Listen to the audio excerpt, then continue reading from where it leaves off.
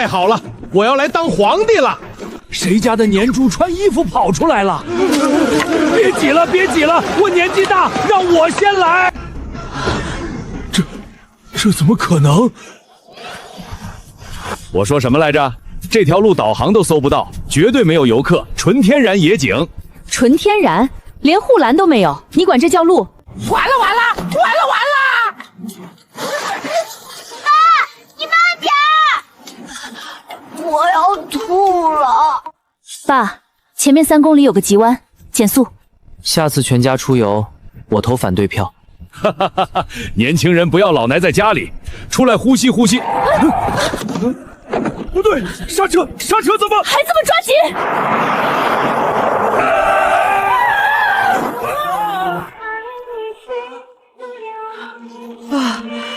妈，这谁的身体？怎么这么饿？哪个王八蛋踩我后背了？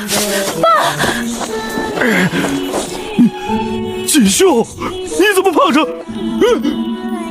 我怎么也胖成这样了？都别嚷，先过来。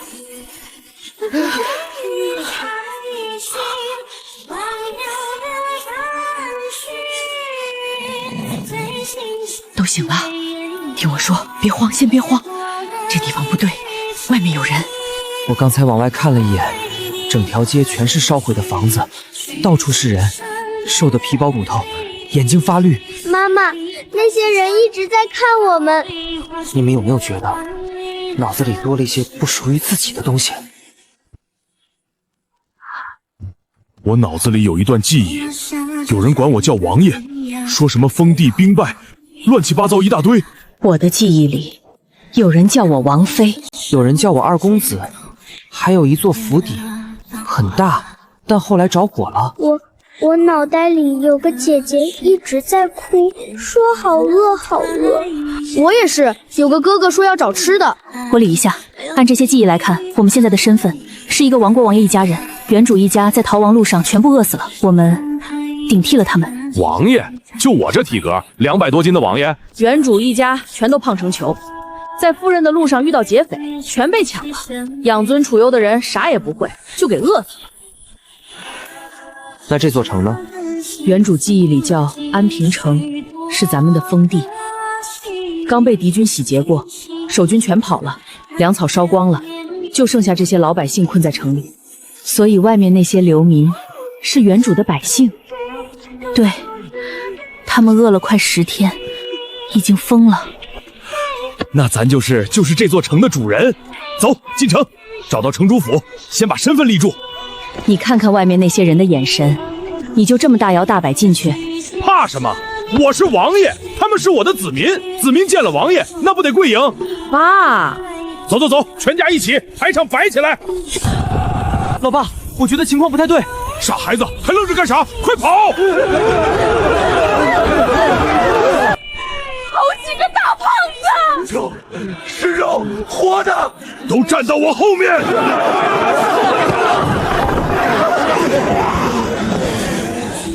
你们是什么人？哪儿来的？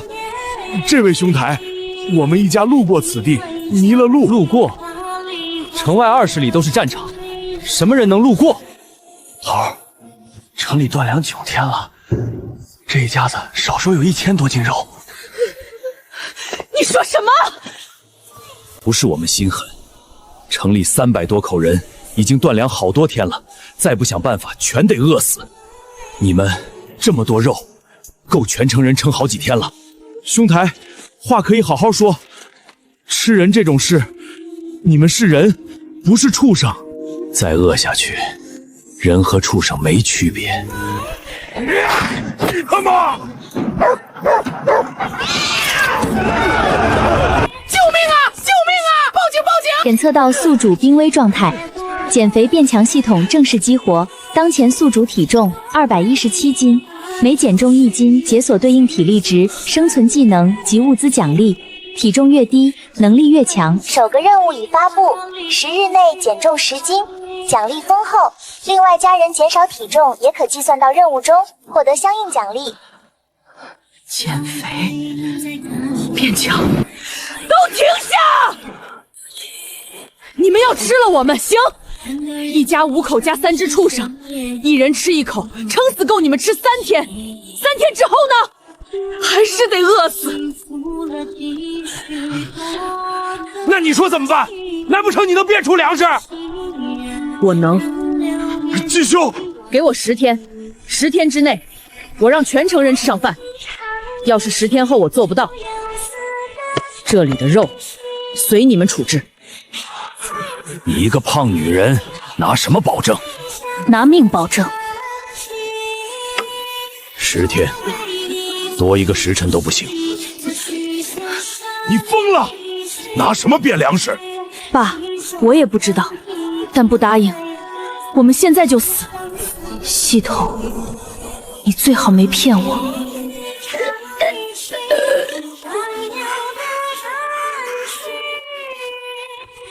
完了完了！谁能告诉我，这到底是怎么回事？差点被人当肉吃了，我这辈子没这么怕过。怕也没用，锦绣答应了10天，咱们就只有10天。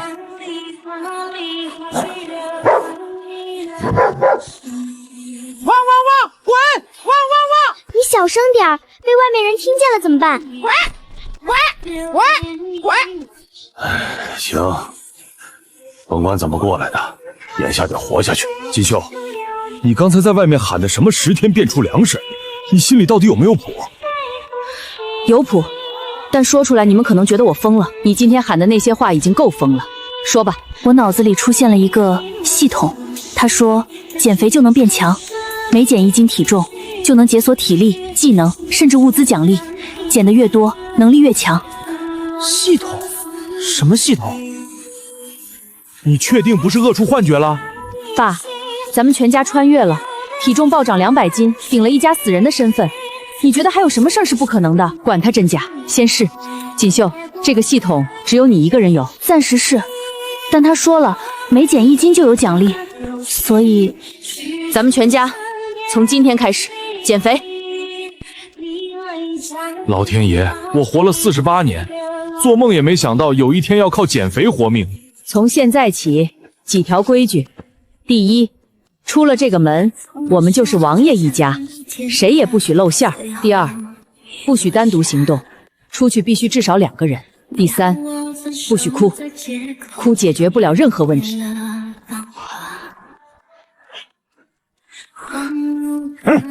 10天，系统，你最好靠得住。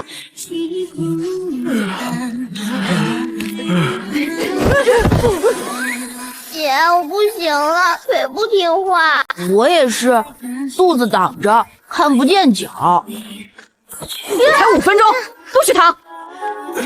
不行不行，我这腰，原主肯定有旧伤，动不了。苏大山，你上辈子腰不疼的时候搬了20年货，这辈子换个身体到娇贵上了。秀兰，我这不是拿着当拐杖，继续。不行不行，腰疼腰疼！你这破鸟！恭喜宿主减重1斤，当前体重216斤，奖励发放：初级野外辨识术，可识别方圆2里内可食用野菜及无毒草木。这是荠菜，你怎么认识啊？系统给的技能，我现在能分辨哪些野菜能吃。能吃的多不多？院子里有一点，但不够。城外荒坡上应该更多。我出去一趟，老二陪你去。走。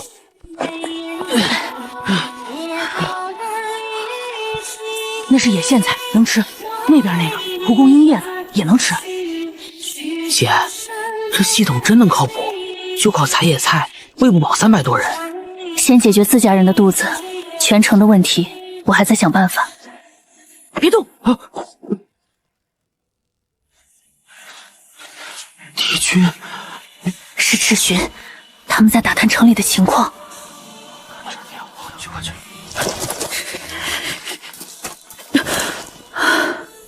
他们要是发现城里只剩流民，没有守军，那就是屠城。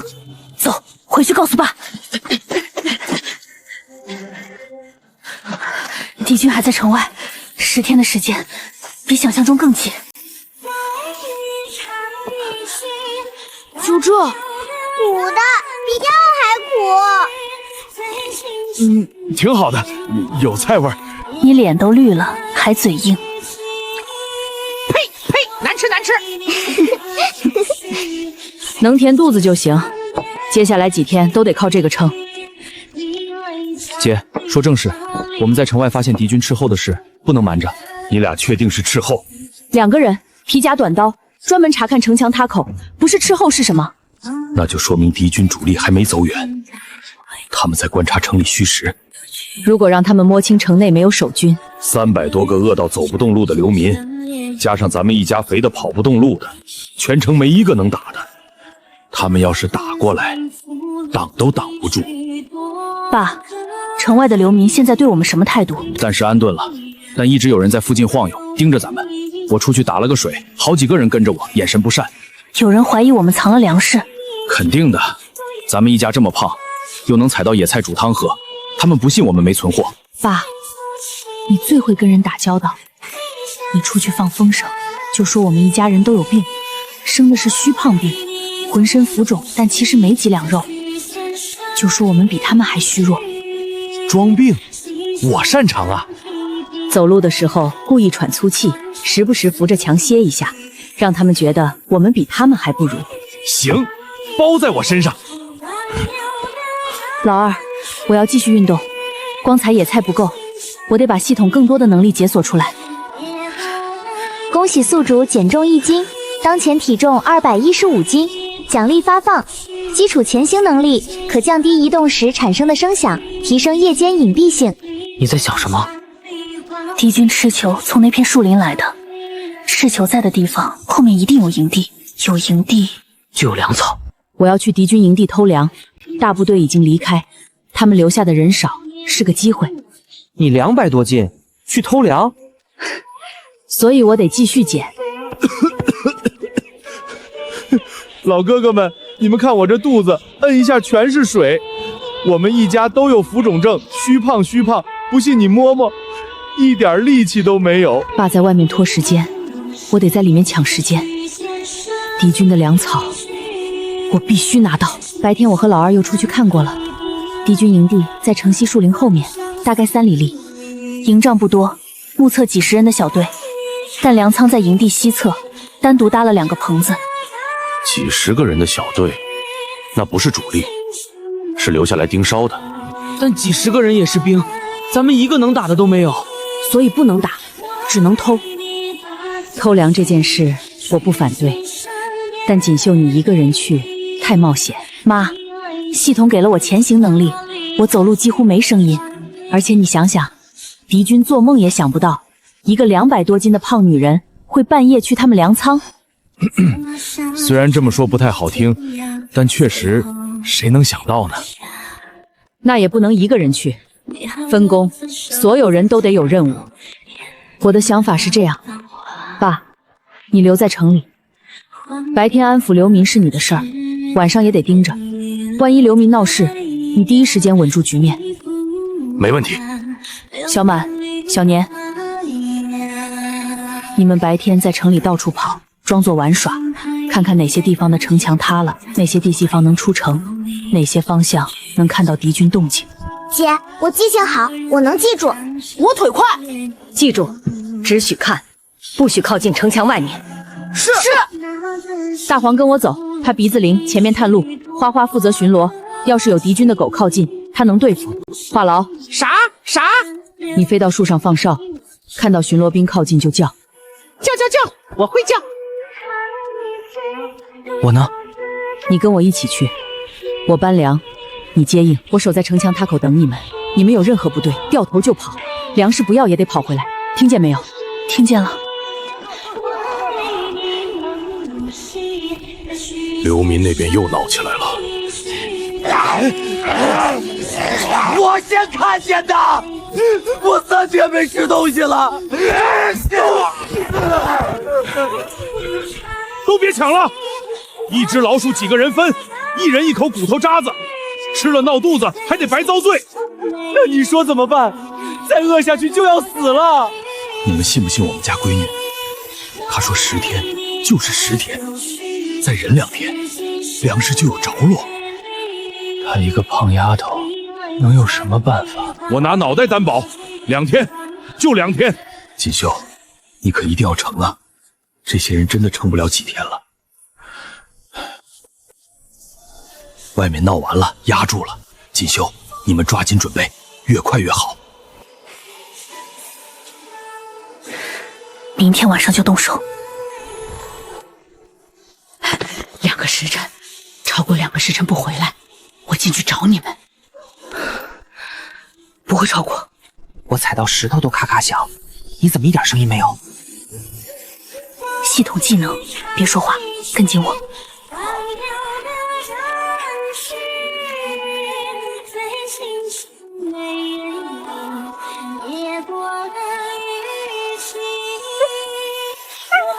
粮仓在右边，2个草棚，跟白天侦查的一样。防守确实松。话痨，上树，看见巡逻兵往这边来，学猫头鹰叫。花花，有狗过来，你拦。老二，你在这里等着，我进去，粮食递出来你接。姐，别磨蹭。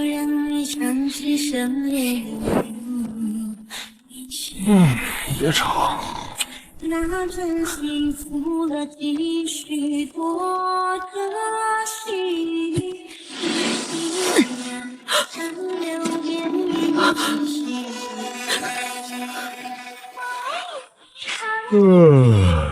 这破地方连个鬼都没有，寻什么寻？谁说不是呢？头非说城里可能有人摸过来，就那群饿死鬼。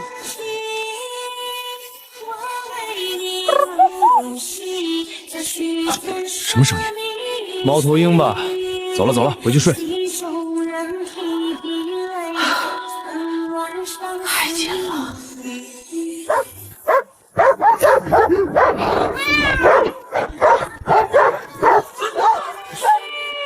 蠢狗。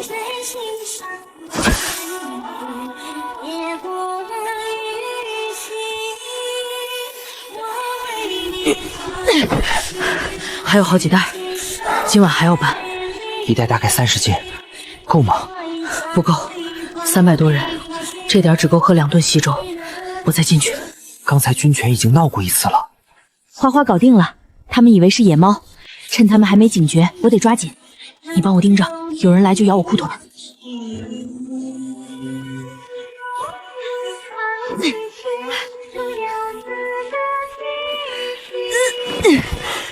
最后一趟了，搬不动了。检测到肚主持续高强度体力消耗，体重下降1斤，当前体重214斤。奖励发放：初级负重能力，负重上限提升50%，搬运时体力消耗降低。还能继续搬。你刚才说最后一趟，计划有变。第8天了，你家闺女说10天，还有2天，粮食在哪儿？老哥，你看我这身子虚成这样，还能站在这儿跟你说话，就是因为我信我闺女。她从小就说到做到，说到做到有什么用？人饿死了就什么都没了。兄弟，我跟你说句掏心窝子的话，我们一家子要是跑得动，早跑了。留在这儿跟你们一起扛，图什么？图的是我们也没退路啊！你看我这肥膘，出了城3步就喘，往哪儿跑？最后2天，第10天日落之前见不到粮食，你们一家听凭处置。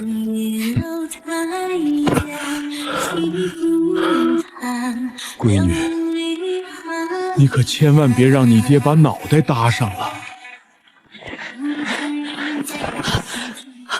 是粮食，5袋粮食，先藏起来，白天不能让人看见。好累好累。你就飞了一棵树，你累什么？还不够，明天还得再去一趟。敌军的粮仓存量不多，但应该还能再搬几代。不过他们迟早会发现粮少了，我们的时间不多了。姐，城东来了好多兵，穿铁衣服的，他们在挨家挨户踹门。敌军进城搜查了，是发现粮仓少了东西。粮食藏在后院地窖里，他们找不到。人的问题，都跟我走。昨天我摸过这一片的地形了，这间屋从外面看是死墙，只有从甬道里面才能进来。秀兰，嫁给你是我这辈子最英明的决定。你这个没用的男人！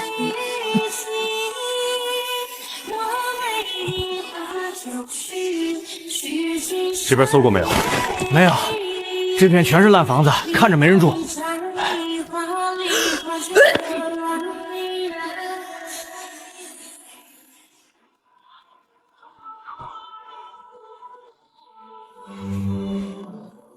推不开！塌了吧？这破地方到处是烂墙，别费劲了。那边还有几条街没搜。什么东西？猫，一只野猫！臭畜生，追上去宰了他！花花跑得快，没事。花花把他们引走了，但他们已经查到这一片了，下次搜得更仔细，这个密室就不安全了。等他们走远了，得把花花找回来。花花不用找，她比我们都精。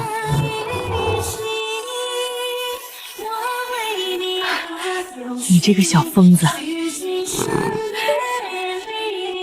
以后不许一个猫冲出去了，听见没有？敌军撤了，往城东去了。锦绣，趁现在赶紧把地窖的粮食转个位置，他们肯定还会回来。不用转了，什么意思？明天就是第9天，不藏了，直接发。敌军昨天搜了一圈没找到东西，短时间内不会再来，但粮食多放一天就多一天风险。今天我分批拿出去，发给城里所有人。一次全发？就这几袋粮食，分到300多人头上，每人分不到半斤，但重点不是吃饱，是让他们看到我说的话算数。信任，人心比粮食重要，他们只要信我们，就不会再想着吃我们。发粮的事你爸出面，他跟刘敏打了这些天交道，脸熟，你在后面盯着，别让人哄抢。妈，还有一件事儿，我今天继续运动，系统每次减重都给奖励，我不能停。外面敌军还在，光有粮食不够，我得更强。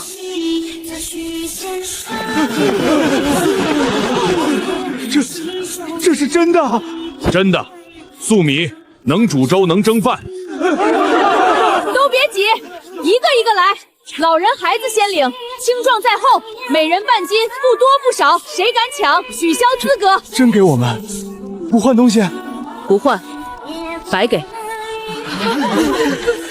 谢谢王爷一家。放心吧，排好队，都有份儿。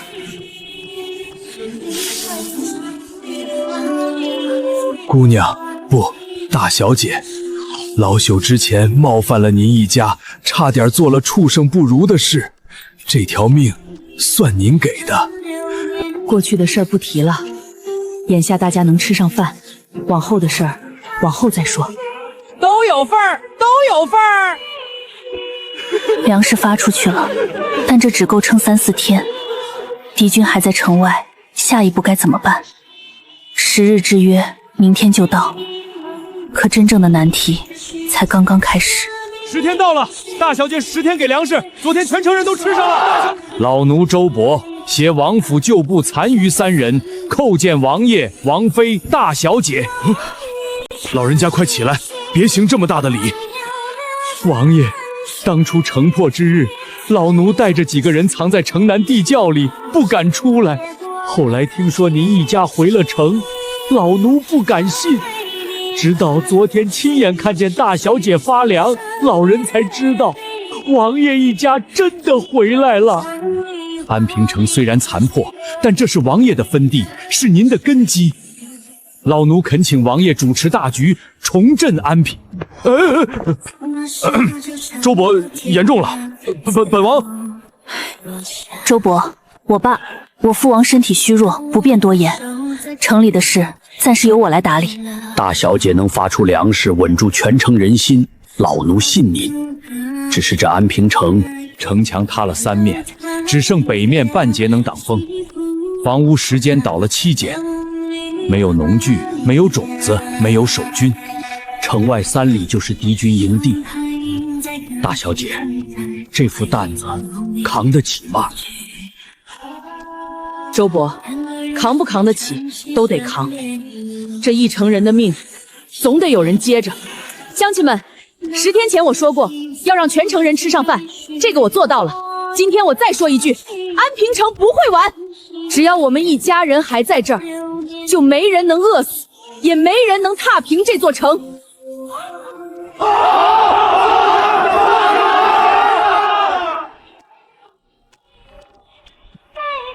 大小姐，这是安平城的布防图。城墙原来有4面，东西2面完全塌了，南面豁了一个3丈宽的大口子，北面最完整，但也有裂缝。守军呢？城破那天跑了个干净，兵器库被敌军搬空了，只剩几把生锈的破刀。也就是说，我们现在是一座4面透风的破城，300多个饿得半死的百姓，加上几个老头子和我们一家胖子，王爷总结的很精准。还有大黄、花花和话唠。城墙得修，人手得组织，粮食要想长期办法，这些都是后面的事儿。眼下最紧急的一件，敌军。那支敌军是北陈国的游骑，原来只是留下来看守战利品，但老奴听城南猎户说，最近2天他们的营地里多了不少人，像是有增援到了。增援？他们不是已经打完了吗？为什么还增兵？大概是发现粮仓丢了东西，起了疑心，所以他们下一步很可能直接打过来。我们得做最坏的打算。姐，你看，火堆数量至少翻了1倍，不是增援，是大部队到了。他们在整队。你也闻到了？闻到什么？铁锈味，兵器的味道。他们在磨刀。明天，最迟后天。系统，我现在214斤，离真正变强还差得远，但敌军不会等我减完肥。回去，把全家人叫起来，今晚不睡了。做什么？想办法。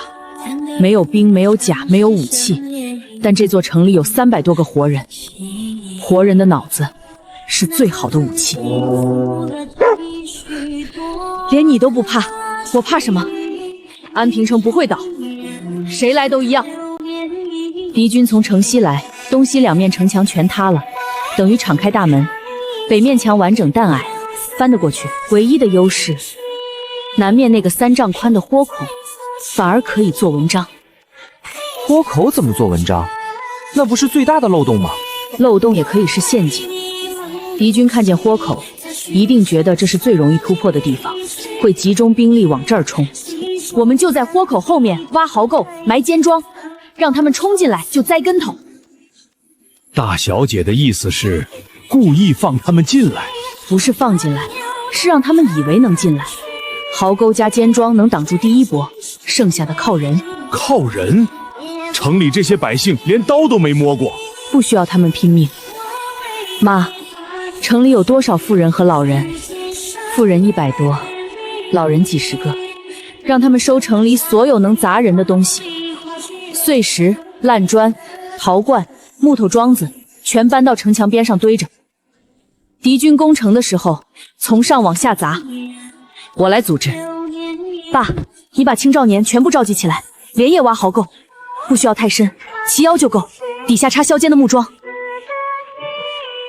行，我现在就去喊人。到。小满、小年，你俩带话痨去城头放哨，轮班盯着敌军方向，有任何动静立刻回来报。包在我们身上，包在我身上，包在我身上。大黄巡外围，花花守城主府。周伯，请您帮我盯着壕沟进度。老奴遵命。宿主减重1斤，当前体重213斤，奖励发放：基础格斗术，掌握简单的拳脚招式与近身防御技巧。还不够。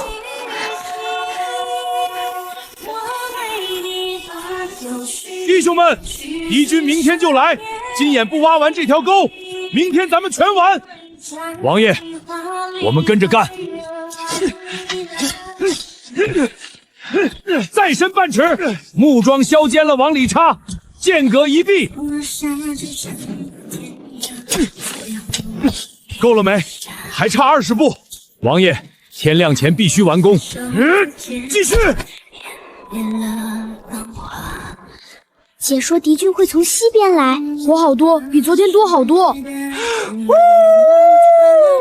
学了，吓人！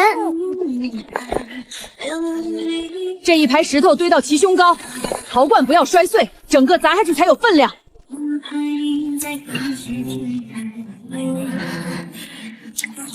再减1斤，再减1斤就好。姐，好多人！别探头，数旗子，几面？1、2、3、5面。 5面旗，至少200人，比预想的多。各就更位，按昨晚的安排，谁也不许乱。怕吗？怕就活下去，守住这儿，才有活路。弟兄们，我苏大山活了48年，也是头一回上战场。我怕不怕？怕！但我闺女说了，安平城不会倒，我信她。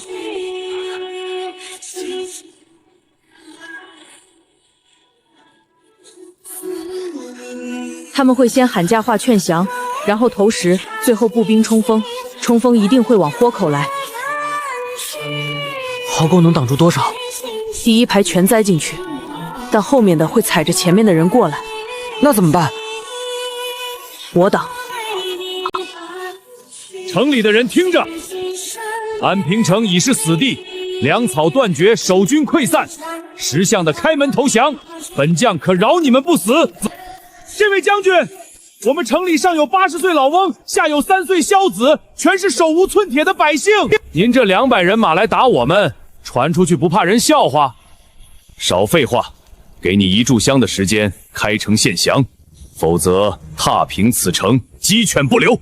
拖不住了，不用拖了，让他们来。攻城！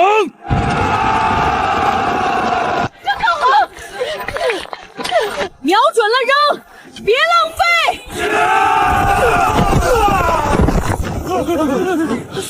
有壕沟，绕过去，从2侧翻。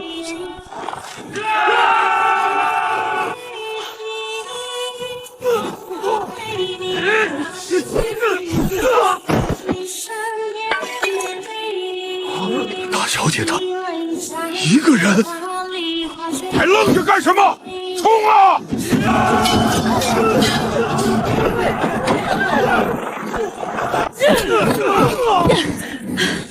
体力一直在掉，撑住，再撑一会儿。撤，重新整队。闺女，爸，第一轮挡住了，挡住了，但他们还会回来。一个胖女人，传令，调攻城锤。妈，皮外伤不疼，下次别一个人冲在最前面，不冲前面，后面那些人就散了。大小姐，城南壕沟塌了一半，木桩折断了不少，东面和西面的城墙缺口更大了。刚才攻征的时候，被敌兵踩塌了好几处。等于我们的防线全是纸糊的，打一次就破一次。得修，而且不能再用土堆，得换办法。系统刚才奖励了一个技能，基础修复知识。我现在能看懂城墙的结构，知道哪些地方是承重的，哪些地方补一下就能撑住。你说怎么修？城里的废墟里有大量断砖、蒜石和烧焦的木梁，把断砖重新砌上去，用湿泥做粘合，木梁横插做骨架，不需要修成原来那样，只要能挡住人就行。这法子可行，但人手全城总动员，能搬砖的搬砖，能和泥的和泥，小孩子递水递工具，所有人都得动起来。我去组织。妈，等一下，还有一件事。爸，你去城头喊话。喊什么？跟敌军谈判，告诉他们我们城里有瘟疫。瘟疫？假的，但他们不知道，你要演得逼真，咳嗽、颤抖、脸色惨白，让他们不敢轻易靠近。能拖一天是一天，我们需要时间修墙。演戏，这我太擅长了。赵将军，我们王爷说了，城里昨夜爆发瘟疫，已经死了10几个人了。你们要是攻进来，全军都得染上。白副长，那人脸色确实不对，像是得了病。瘟疫。将军，您要是不信，尽管攻进来。到时候您的兵一个个发烧烂脸，可别怪我没提醒您。先不攻，派趁司远远盯着，看看城里到底什么情况。这里原来有一根横梁做支撑，断了之后，上面的砖就全塌了。我们不需要重新立柱，把2根短木头交叉插进去，上面架砖就能撑住。啊，大小姐从哪里学的这些？家传的。攻城！攻城！话痨，你闭嘴，吓死人了！攻城！爸那边能拖多久？1、2天吧。赵恒不傻，迟早会识破。够了，1、2天内把南面和东面补上，就算他再来，我们能多撑几轮。然后呢？一直撑下去。他们的粮草也不是无限的，只要拖下去，他们耗不起。大小姐，敌军已经2天没动了。再等，他们想确认城里是不是真有瘟疫。姐，大黄刚才从东边回来了，他发现什么了？我跟着他沿着城东外围转了一圈，敌军营地东侧有个马棚，旁边是他们剩余的粮草堆。他们粮草也撑不了多久。如果他们补给跟不上，又攻不下城，按常理该撤军了。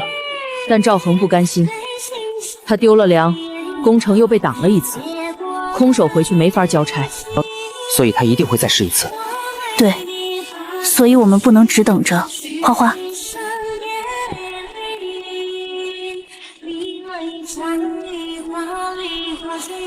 花花，今晚还得辛苦你。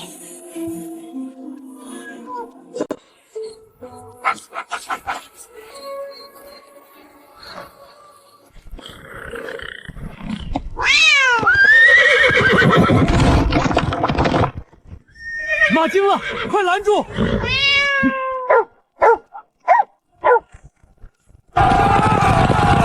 什么东西？又是那只咬猫！花花昨晚惊了他们的马，跑了4、5匹，到现在还没追回来。大黄绕营地外围转了一圈，他们的粮草棚子快空了，只剩底下薄薄一层。好，他们撑不了几天了。但困兽犹斗最可怕，粮草越少，赵恒越可能铤而走险。所以我们不能放松，全家继续运动，系统奖励不能断。家庭累计减重达到15斤，额外奖励发放，全员体能基础提升10%。全家人的减重都算在内了，怪不得我今天搬石头比昨天轻松。我好像也瘦了一点儿，腰带能多勒1个扣了。继续减，每瘦1分，我们就多1分活路。来了，各就各位。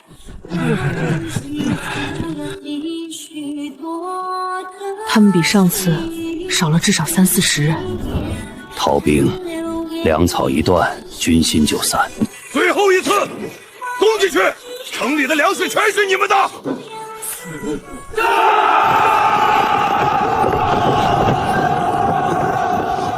快，往人堆里撒！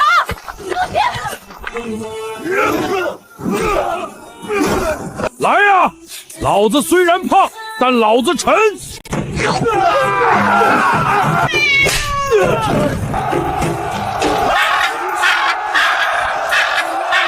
呜，撤！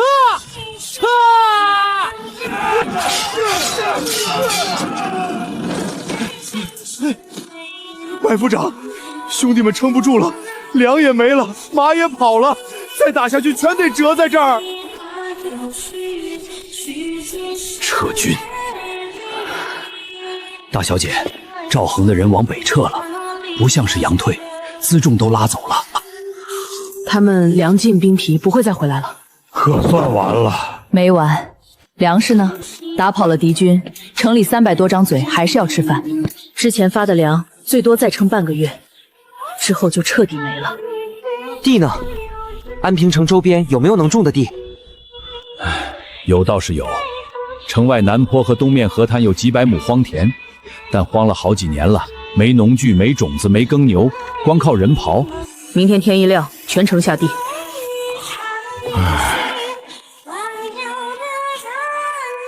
仗打完了，但日子才刚开始。安平城这块荒地，得想办法让它长出粮食来。你也知道，接下来的仗更难打。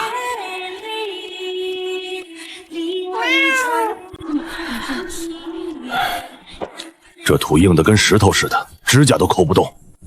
这片地荒了4、5年了，没人打理，土都板结了，就算种下去也长不出东西。系统给的农耕知识里说，板结的土需要先深翻，打碎土块，透气以后才能种。深翻？拿什么翻？我们连像样的锄头都凑不齐。废墟里扒出来的铁器能打成锄头，断掉的枪杆可以做锄头把，木头削尖了做简易犁。工具不够就用手刨，反正我们一家最不缺的就是力气，而且越干越有力气。乡亲们，今天开始清地，碎石捡出来堆到田边，杂草连根拔，土要翻到1尺深。干！碎石都堆这边。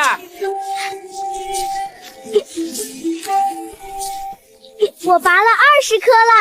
哼，21颗。快点干，别偷懒儿。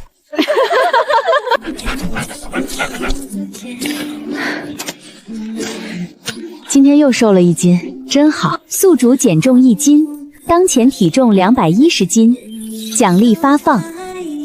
初级土壤辨别，可判断土壤肥力及缺失养分。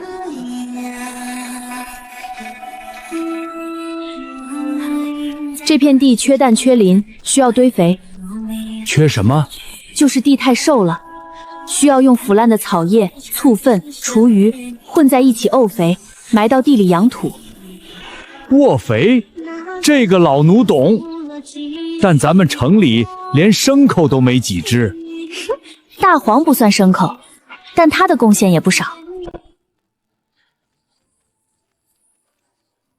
让百姓们把枯草、烂菜叶、厨余全收集起来，集中堆在田边，一层草一层地压上去，10天后就能用了。打仗靠胆子，种田靠耐心，这块地一定能长出东西。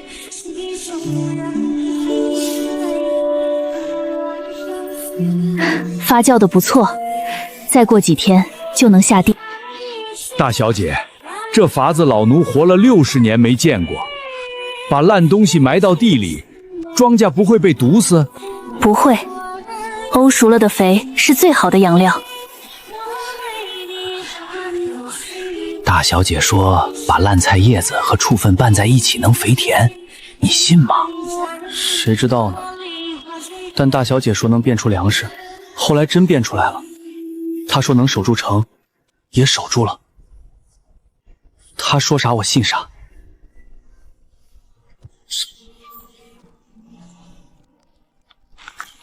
花花自己解决口粮了。他在帮咱们灭鼠，田鼠吃种子啃真经，花花待在田里，它们就不敢来。这倒是实话。以前村里养猫也是为了看粮仓。苏大山，还差3圈。秀兰，我真不行了。锦绣说的，全家减重都能触发系统奖励，你少减1斤，他就少1份助力。为了闺女，为了闺女。爸，你太慢了，我都超你2圈了。你小短腿的有什么好得意的？还差3圈，3、2圈。是2圈啦。嗯，2圈，2圈。检测到家庭成员苏大山减重1斤，全家累计减重达到20斤，额外奖励发放，初级育种数。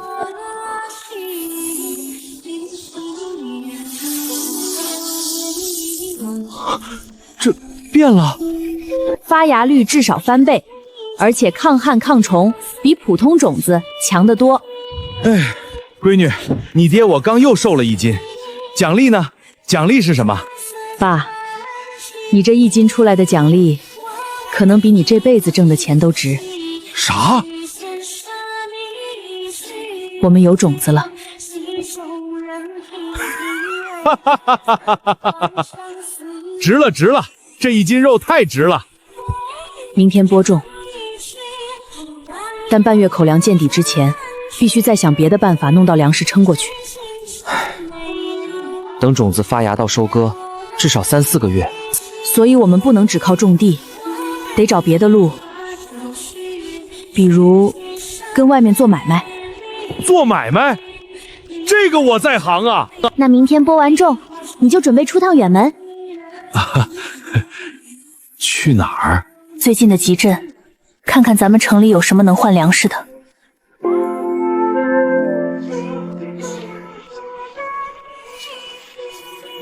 种子间隔1罢，敷土不要太厚，刚刚盖住就行。浇水用河滩的水，少量多次。小种子，你快点长啊！我浇了好多水，它应该长得特别快。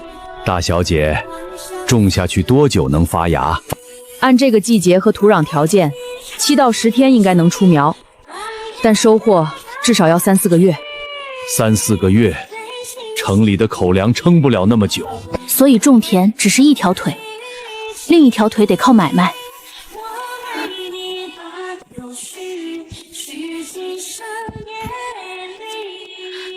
城里废墟中的青砖质量极好，烧制工艺比周边集镇的都精细。还有城南坡上的野草药，我能辨认的有10几种，有些在外面能卖上价钱。妇人们手巧，编的竹器也像样。这砖确实好，结实沉手，放到以前我们那个时代，做旧的当古董卖都行。在这个时代，好砖比古董值钱，到处都在修房子、修城墙，砖是硬通货。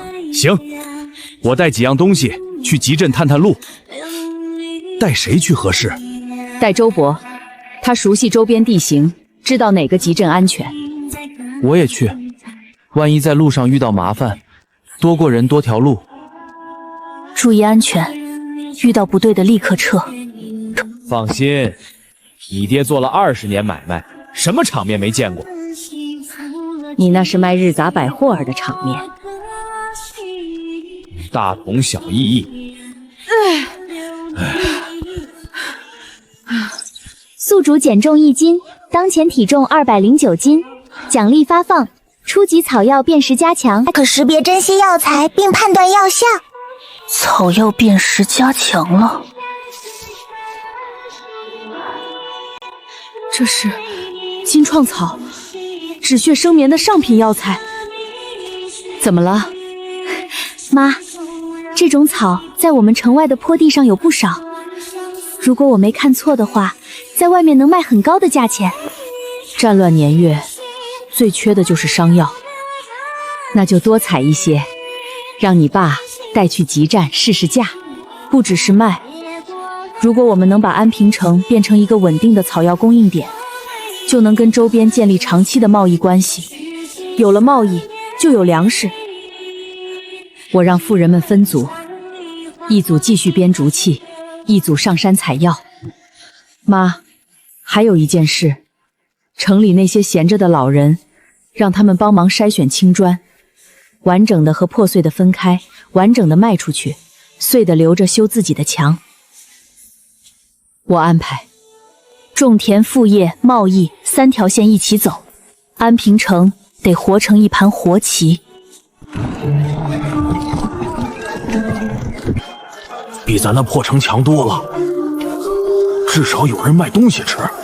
这是临水镇周边最大的集镇，但镇上有一伙地痞，常年收摊位费，外来人做买卖都得过他们这一关。地痞收保护费那种？差不多。没事儿，我跟这种人打过交道。嚯，新来的，没见过你呀？从哪儿来的？这位大哥，我们从安平城来的，带了点土货，想换些粮食。安平城？那个破地方不是早被打烂了吗？可不是嘛，日子难过，才出来想辙。行，想在我们镇上摆摊儿，规矩你懂，先交3成货做摊位费。大哥说笑了，3成货，那我不如不卖了。这样，我给您2块上好的青砖当见面礼，您帮我们照应照应，回头生意做成再单独孝敬您。这砖好啊，哪儿来的？安平城老城墙拆下来的，几百年的工艺，一般地方烧不出来。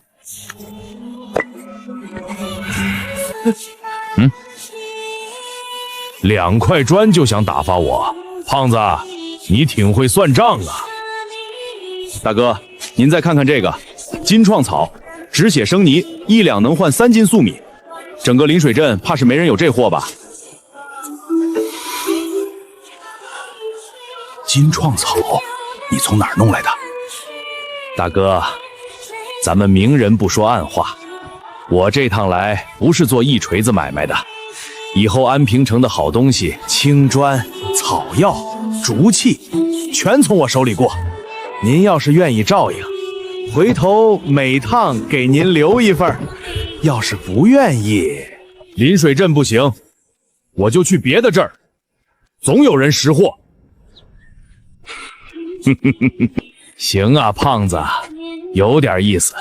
今天不收你摊位费了，但下次来，金虫草我要先挑，一言为定。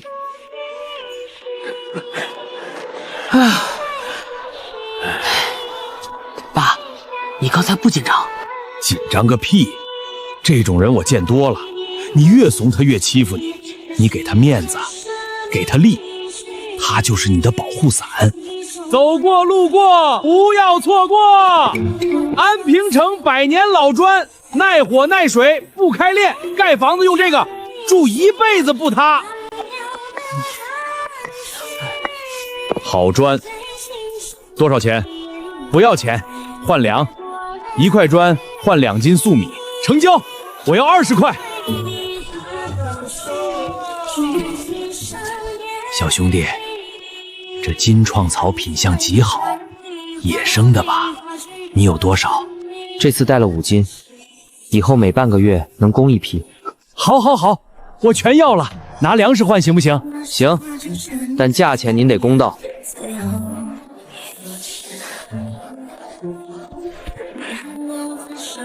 儿子，你爹我20年商场经验，不是白混的。确实还行。王爷做买卖的本事，老奴佩服。走吧。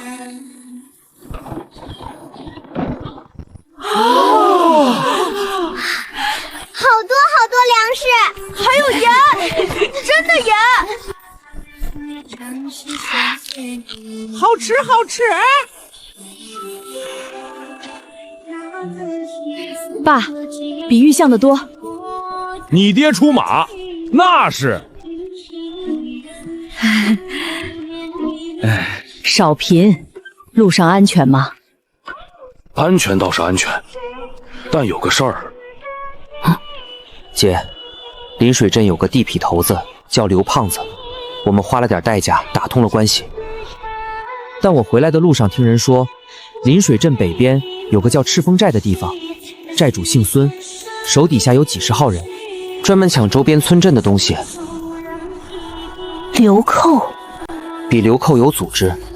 他们听说安平城最近有人出来做买卖，怕是已经盯上了。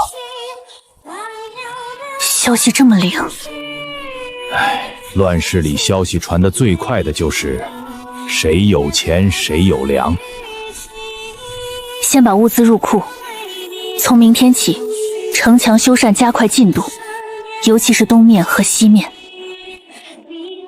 你觉得他们会来？有粮有货的地方，就一定有人来抢。早做准备，总比措手不及强。好不容易打通了贸易路子，要是被恶霸截断，一切白费。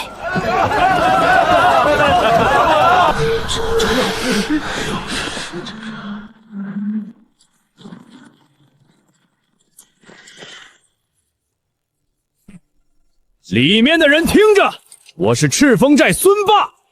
听说你们安平城最近发了财，有砖有药有粮，我来跟你们谈笔买卖。对对对，买卖，你们的东西白给我们，这就是买卖。14、15个人，有马有刀，比上次那些敌军散兵差远了，但比咱们的百姓强。我出去。锦绣，妈，放心，这种人比敌军好对付。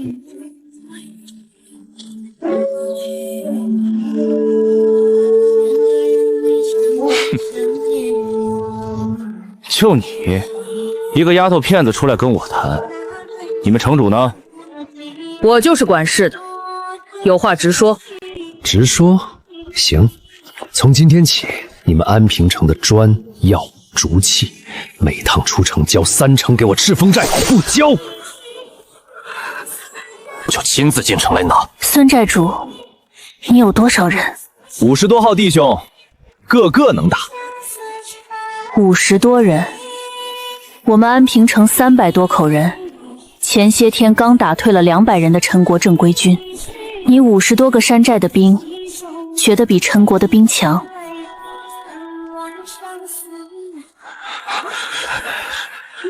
大哥，我听说安平城真挡住过陈军。吹牛谁不会？你要是不信，我可以现场让你试试。一个娘们儿嘴巴这么硬，我看看你有多少斤两！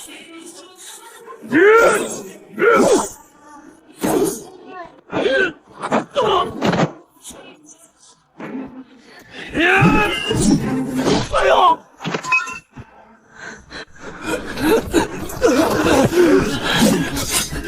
孙寨主，还要试吗？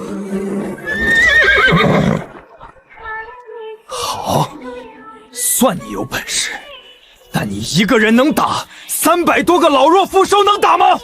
我要是半夜来，我们安平城连陈国正军都没怕过，你觉得我会怕你一个山寨头子？你要是敢来，我保证你进得来，出不去。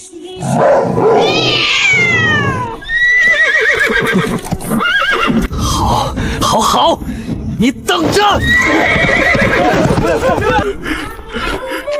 闺女，你刚才吓死我了。他就是纸老虎，但嘴上的狠话不能当真，他吃了亏，一定会想办法报复。他说半夜来，不像是随口说说。所以从今晚开始，城墙值夜的人翻倍，大黄花花轮班巡逻，所有青壮年分成3班，刀枪不离手。老二，去把话痨放到城外最高的那棵树上，夜里只要有人靠近，他会叫。赤峰寨，来就来吧，安平城不是好欺负的。君，城门已关，是否按计划行事？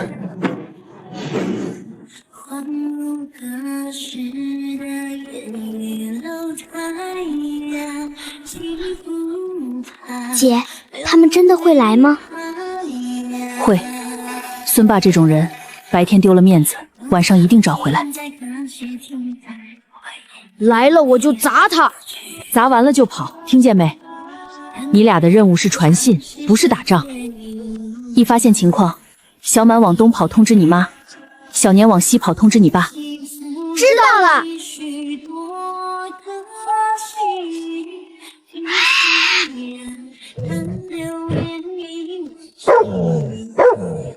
姐，大黄反应了，西边。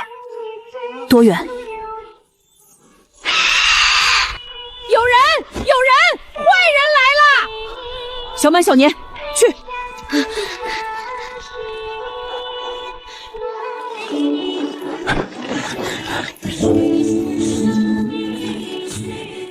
翻过去就是城里，动作快，先抢粮仓，再放火。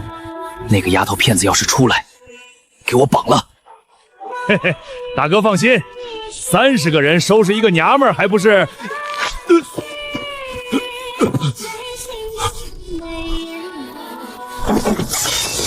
什么东西？孙霸，我说过，进得来，出不去。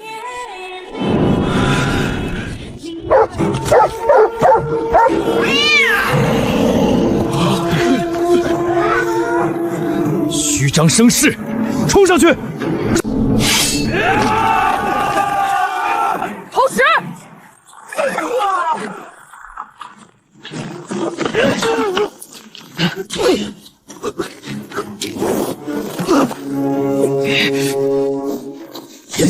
我说了，你进不来。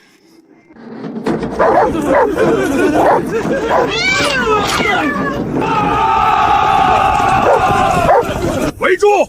一个都别放跑！孙寨主，你还要试吗？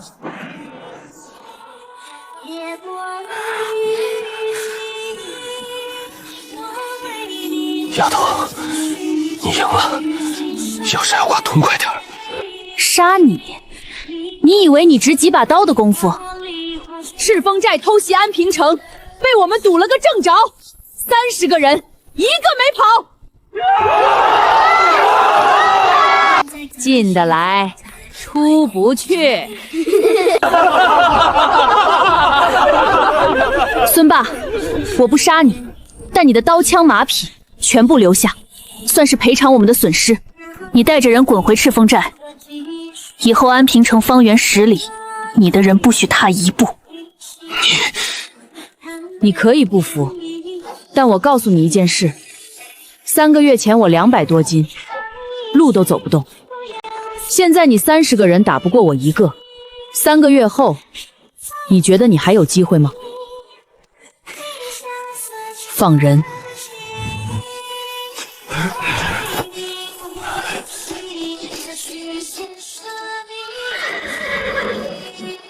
这些刀够武装一个小队了。马虽然瘦，养养还能用。还有2袋干粮，是他们自带的口粮。赔了夫人又折兵，这孙霸回去得气死。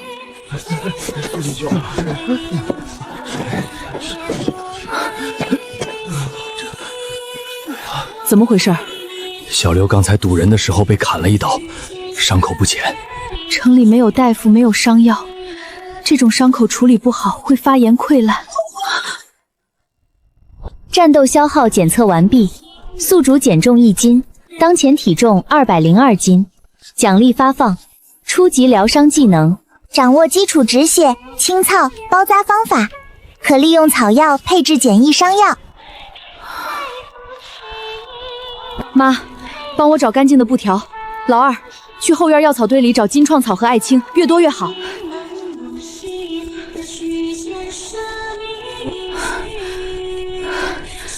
疗伤技能来的正是时候，忍着点儿，我帮你处理。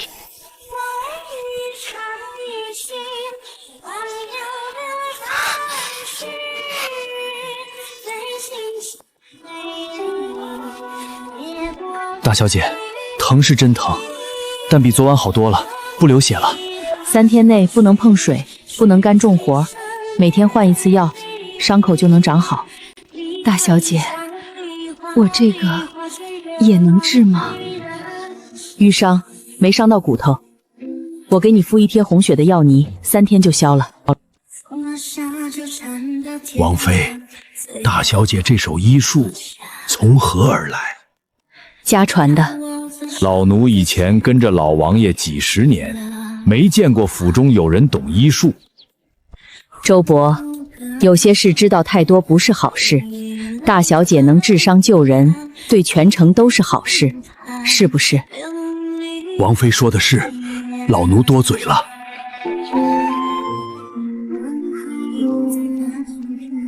姐，它长出来了，真的长出来了，软软的，跟小手指一样细。别碰，嫩芽碰坏了就不长了。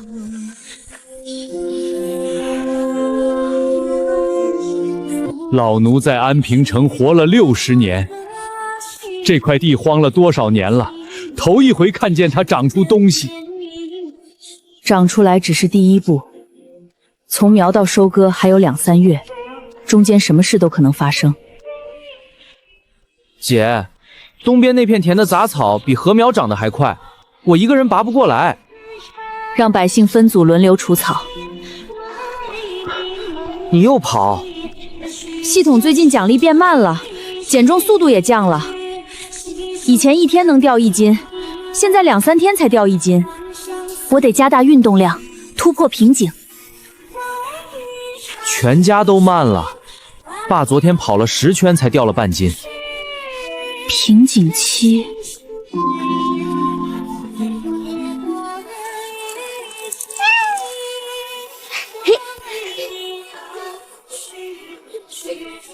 姐，我比小年快。才不是。瓶颈了，单纯跑步不够了，得换方式。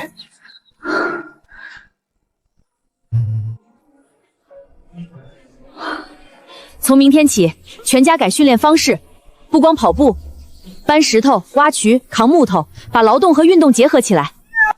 体力劳动？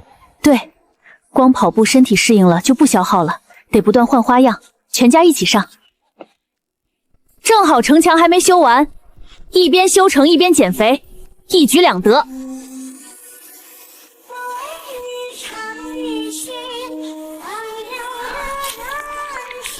虫害，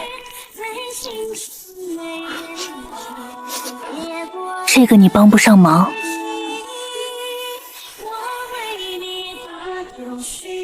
虫害，这是最怕的事，没有农药，没有现代工具，全靠土办法。系统，你得再给我点东西。灰蛾幼虫，这东西繁殖极快。以前村里遇到虫害，只能用烟熏，但效果不大，熏不死虫子，反倒把苗熏坏了。大小姐，这可怎么办？好不容易长出来的苗。不用慌，我有办法。第一，把草木灰收集起来。第二，城南坡上有一种黄色小花的草，叫苦面草，我需要1大筐。第三，石灰粉。城墙修缮时不是挖出来一批吗？给我留1桶。这些东西混在一起，苦练草打乱取汁，兑水稀释，加入草木灰和少量石灰粉搅匀，就是天然的驱虫药剂。虫子闻到味道会跑，沾到身上会死。这法子，老奴从没听过。我闺女说行就行，还愣着干什么？去找东西。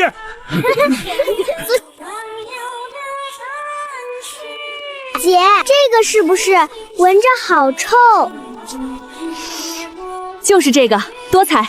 我采的比姐姐多。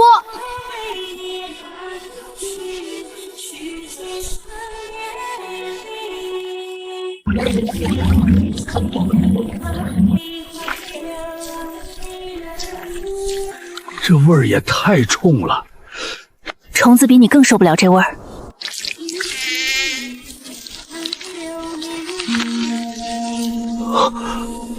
掉了，虫子真的掉了！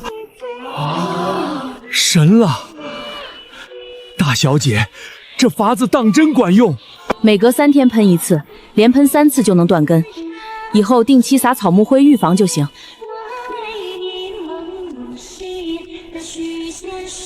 虫害控制住了，暂时没问题。那你该想想减肥瓶颈的事儿了。你爸今天搬了1丈5石头，1斤没掉。我也一样，跑了30圈加搬砖，纹丝不动。检测到宿主突破训练强度宣值，减重1斤，当前体重201斤，瓶颈已突破，奖励发放，终极农耕加成，作物生长速度提升20%，抗灾能力增强。突破了！什么奖励？庄稼会长得更快。200斤出头了，继续减。继续变强。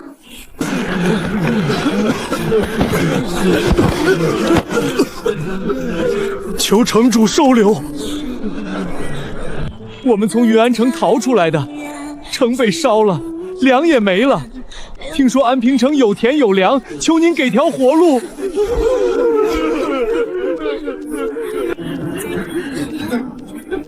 闺女，收不收？收，但不能乱收。都起来！安平城不赶人走，但有规矩，进了城就得听安排。住哪儿，干什么活，吃多少粮，全按城里的分配来。不服管的，不收。服，全服，只要有口饭吃，干什么都行。爸，你带人登记，有名有姓有来历的才能进城，来历不清的单独隔开。妈，城东那片废墟还没清理，划出来做临时居住区，让新来的人自己动手搭棚子住，材料从废墟里拆。口粮呢？每人每天半碗粥，跟城里其他人一样，干活的多给半碗。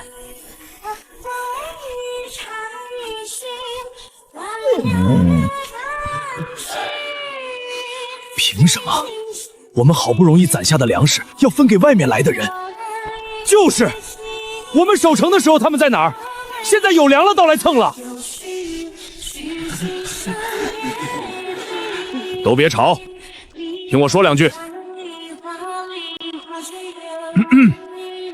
你们说的对，粮食是咱们自己种的，自己换的。但各位想想，2个月前咱们自己是啥样？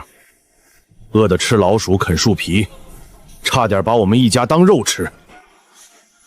现在风水轮流转了，咱们过上好日子了，就把别人挡在外面。再说个实在话，城里缺人手，修城墙缺人，开荒缺人，巡逻缺人，这些新来的都是壮劳力，多一个人多一份力气，他们干活吃粮跟咱们一样，谁也不吃亏。城主说的对，当初大小姐收留咱们的时候，咱们比他们还不如，做人不能忘本。行了，散了散了，各干各的活去。新来123人，加上原来的300多，城里现在将近500口人，粮食消耗翻了快1倍。田里的收成还有1个多月，我明天再去集镇换一批粮回来，撑过这段。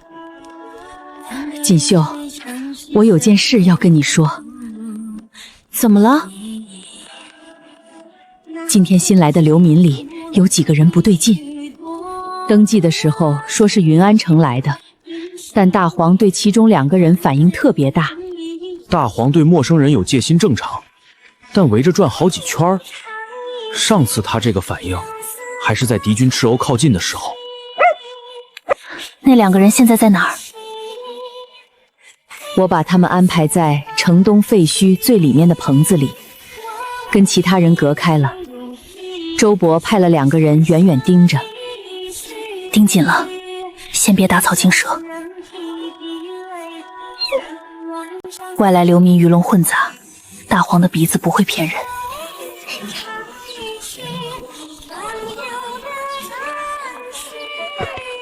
妈说让我们在这边多转转，看看新来的人有没有奇怪的。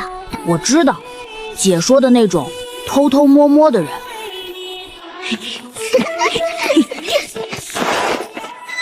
就是这儿，图纸上标的没错。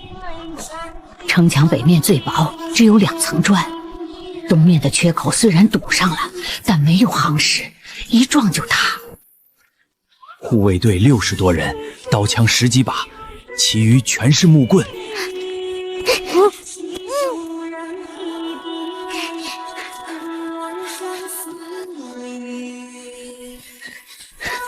找姐，快找姐！城里的情况全摸清了，这不是普通流民，是细作。混蛋，混在流民里进来打探情报。他们把情报画在布条上，一定是准备传出去。给谁？如果是北禅国的残部，他们不会只派2个人，一定还有同伙在外面接应。小满，他们画完布条了吗？我看见那个人把布条折起来，塞进了袖子里。那就是还没送出去。我们还有时间，怎么办？直接抓？不急，先盯死他们，看他们怎么把情报送出去，这样能把城外的同伙也一网打尽。大黄，你今天最大的任务，寸步不离地跟着那2个人，他们去哪儿你去哪儿。你们俩今天立了大功。我们是安平城的小探子。对，小探子、画探子、苏小年。小探子，小探子，小探子，小探子！你也有功劳，功劳是你没在关键时刻叫出来。我乖，我乖。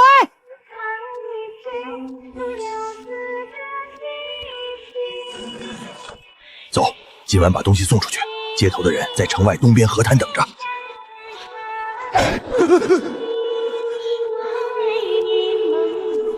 走开，臭狗！别管他，快走！去哪儿啊？大半夜翻墙，是嫌城门不够大？大小姐，我们出去方便。方便用得着翻墙？袖子里的东西自己掏出来。跳啊，跳下来正好，省得我上去抓。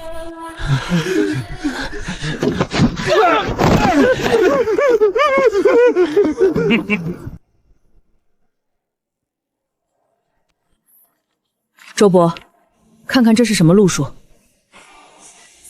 这是北禅国军中通用的情报画法，他们是陈军的探子。你们的接头人在城外东边河滩，还有几个同伙？不说也没关系。大黄，三个，河滩芦苇荡里藏着3个人。带人去河滩，花花带路，大黄跟着，活的带回来。走。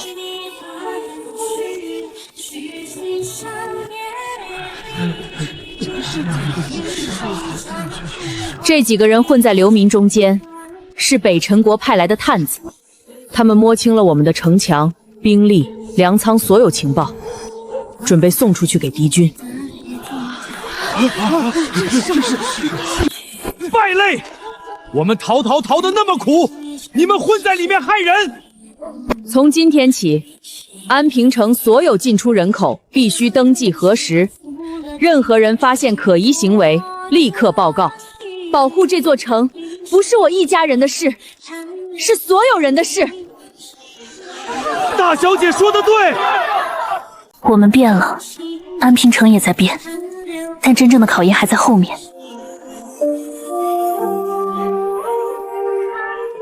还有1个多月就丰收了，到时候盯上这些粮食的，不会只有几个探子。哪位是安平城城主？靖远将军有令传达。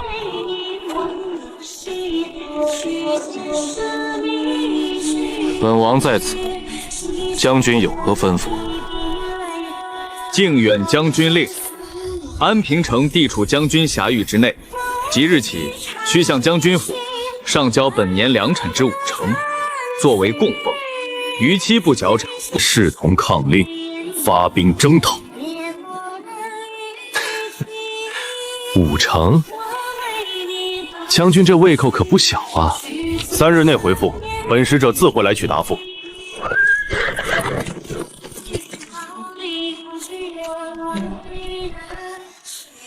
5成，他怎么不把整座城搬走？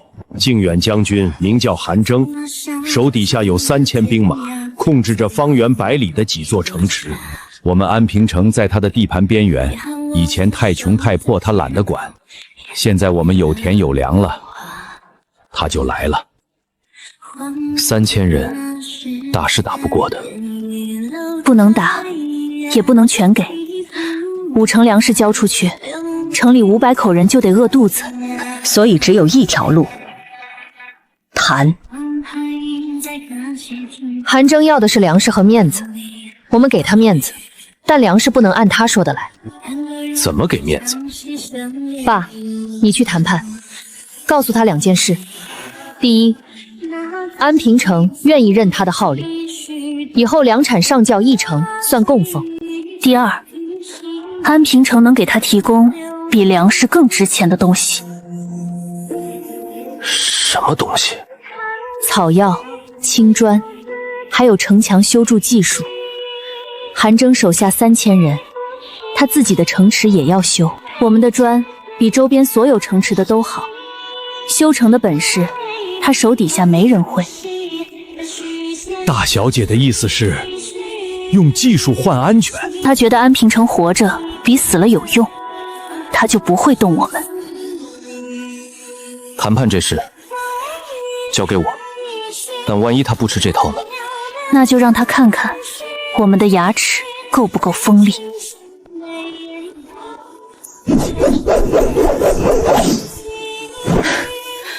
护卫队全员家训，3天后不管谈成什么样，他都得看到我们不好欺负。王爷考虑的如何？钱书立，我仔细想了3天，韩将军要我们上缴5成粮产，这事儿不是不能谈，但得先跟将军说几句实在话。什么实在话？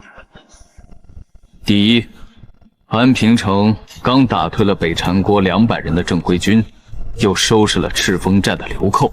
您回去可以跟韩将军打听打听，这些事儿是不是真的。第二，安平城虽小，但能种地，能造砖，能产草药，还能修城墙。将军手下3000人，吃穿用度消耗不小吧？修城的砖从哪来？伤兵的药从哪来？所以我的提议是，粮产上缴1成，算安平城的供奉。另外每季免费供应2000块青砖和100斤金瑞草，帮将军修城治伤。将军保安平城平安，我们给将军做后勤，互利互惠，这笔账怎么算都不亏。1成太少，3成，1成5，再加每月1批竹器送到将军府，给将军的家眷用。你倒是会做生意，小本买卖人出身，不会别的，就会这个。我回去禀报将军，但有一件事，将军想亲眼看看安平城的实力。怎么看？听说贵城有位大小姐，武艺不俗，将军想见识见识。见识可以，请将军随时来。1成5，应该能成吧？他回去报3成，韩征砍1刀，最后2成。这是商人的套路。你爹我就是商人，你还教我？那您怎么开口就议程？先杀价再让步，这叫谈判策略。呵呵，王爷和大小姐配合的天衣无缝。2成粮食交出去，还能撑住吗？按现在的田地面积和产量，2成揪出去，剩下的够500人吃到下一季。前提是不再出大的变故。韩征答应了，就真能保我们平安？不一定，盟约只是权宜之计，他现在不动我们，是因为划算。将来如果他觉得直接吞掉更划算，盟约就是废纸。所以我们得继续变强。对，粮食是根基，但光有粮食不够，安平城得有自己的底气，人、强、兵缺一不可。盟约买来的时间，每一天都不能浪费。今年收成好啊！是啊，大家加把劲儿，丰收了，丰收了！老子这辈子第一次种地就大丰收。少废话，干活！姐，好重好重，哈哈哈，好软，好吃好吃，大丰收大丰收！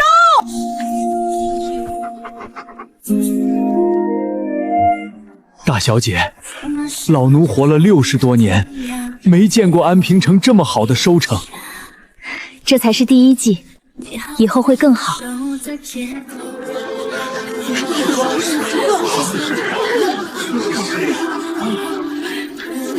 乡亲们，安平城第1季粮食今天开始分配。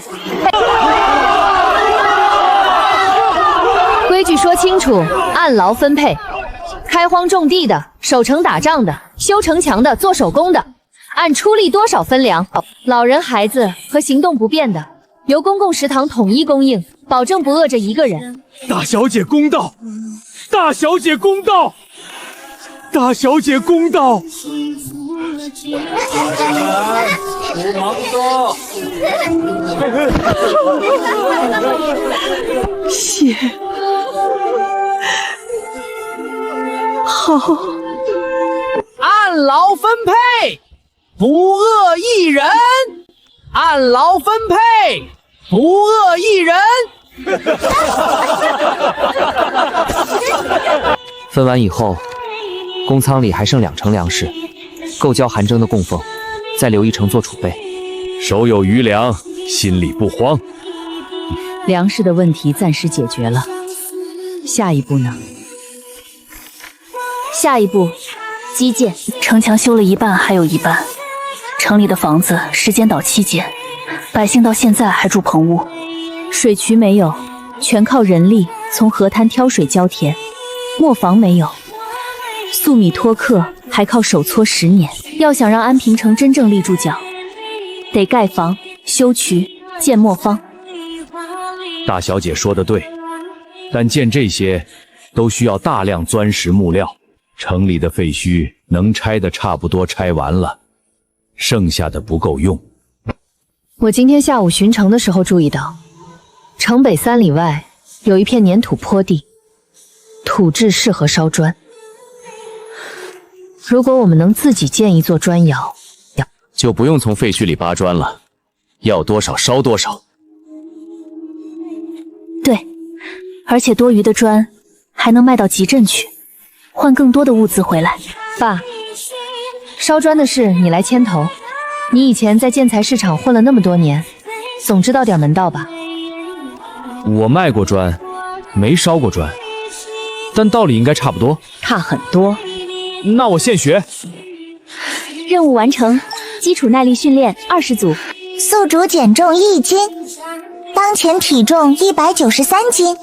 奖励发放：初级城池规划技能，掌握基础建筑布局、水利渠道设计及砖窑搭建方法。砖窑建在城北粘土坡，水渠从东面河滩云水沿城南绕到西面田地。磨坊建在水渠中段，利用水流带动石磨。新住宅区规划在城东，用自烧的砖盖房子。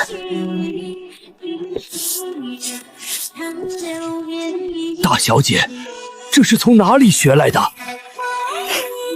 家传的。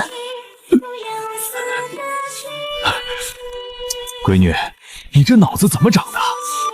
脑子再好，没有砖盖不了房。明天开始建砖窑，砖窑建好了，安平城就真正能站起来了。粮食有了，人心有了，接下来得把这座城从废墟变成真正的家。盟约只是缓兵之计，砖窑、水局、城墙，每一样都得抢在他翻脸之前建好。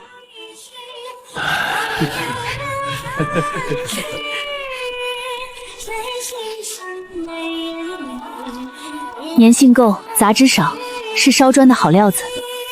闺女，你确定这堆泥巴能变成砖？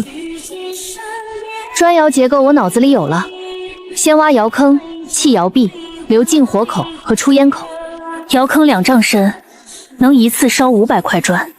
500块？咱们城里几百间房子要修，城墙还有3面要补，这得烧到猴年马月。所以窑不止一个，先建2座，跑通流程之后再加。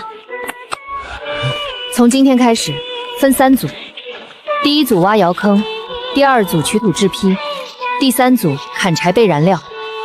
周伯统一调度，有问题找我。弟兄们，干起来！以后咱们安平城的砖自己烧自己用，多出来的拿出去换钱。姐，你看，我捏了个砖。那是个馒头。我来，我捏的比他好。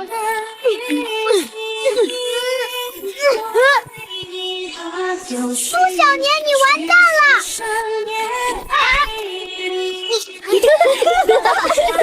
打架了，打架了！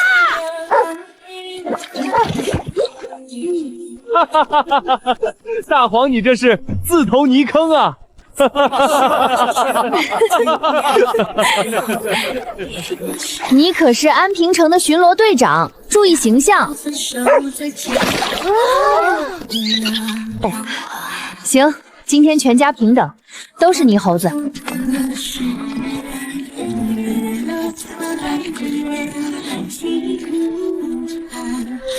第一批300块，晒干之后就能进窑了。这玩意儿跟我以前卖的砖长得完全不一样啊，它能行吗？泥坯没问题，关键在烧制，温度不够砖就松，温度太多砖就裂。那怎么控制温度？靠经验。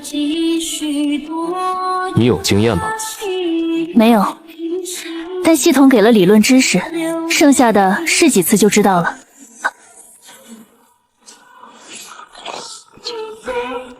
完了，全废了。温度太高了，而且升温太快。第一批当学费，下一窑我来盯活。300块砖的泥料和3天的柴火，全打水漂了。爸，做买卖不也有赔的时候？赔也没赔得这么彻底过。难吃，废了！你闭嘴！温度控制是关键，系统给的知识是理论，实操还得自己摸索。下一窑一定能成。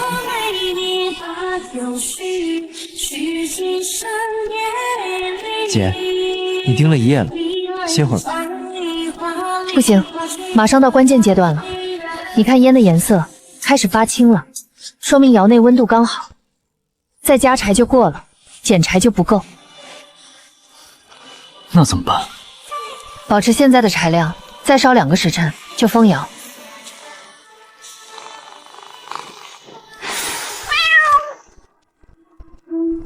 花花，你别趴那儿了，毛都要烤焦了。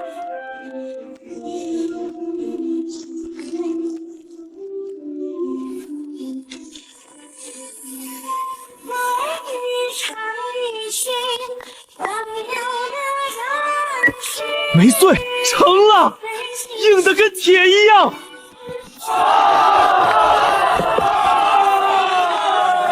这比城里原来的砖还好。大小姐，您是怎么做到的？熬出来的。好砖，好砖，发财了！这回你说对了，发财了！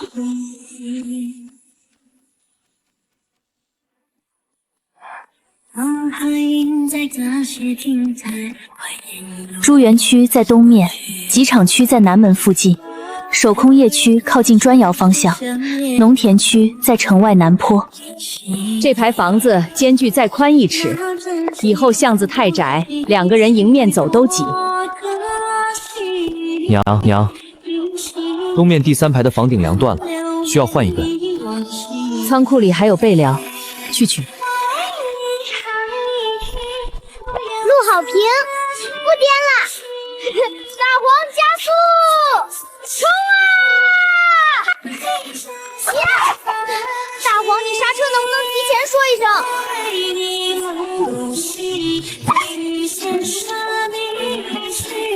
大小姐，老奴在安平城住了一辈子，从没见过这城有这么精神的时候。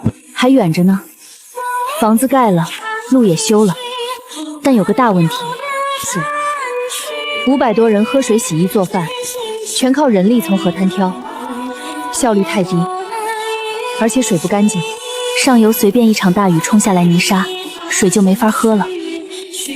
那怎么办？修水渠、建蓄水池，还有排污。还什么？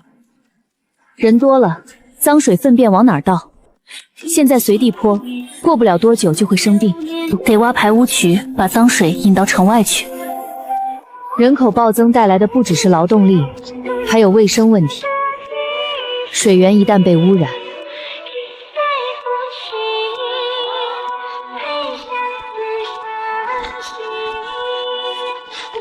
渠底要铺一层碎石过滤泥沙，两侧用砖菜糊坡，防止塌方。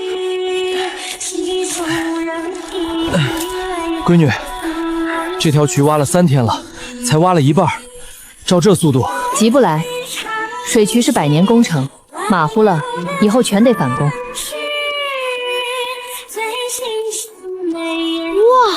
青蛙！拿走！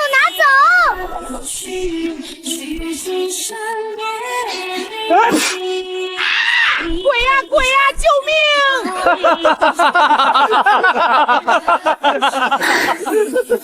你们几个能不能消停一会儿？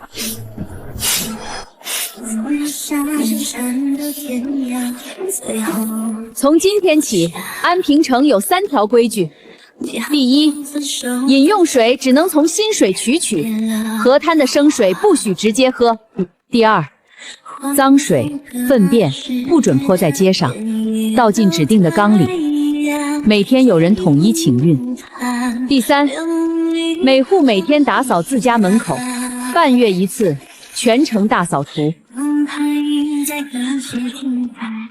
以前在老家也没这规矩啊。以前你老家也没瘟疫是吧？想让安平城也来一场？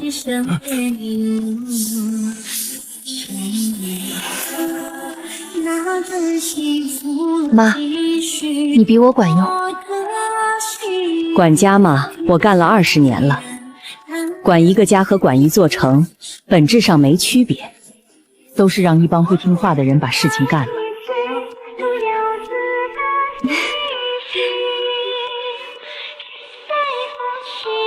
姐，我从集镇那边听到一个消息，清河城爆发了疫病，已经死了好几十人了。清河城离我们多远？不到50里，中间只隔野一座矮山。50里，如果有人从那边逃过来，已经有了。集镇上的人说，清河城的难民这2天往各个方向散，有一部分朝我们这边来了。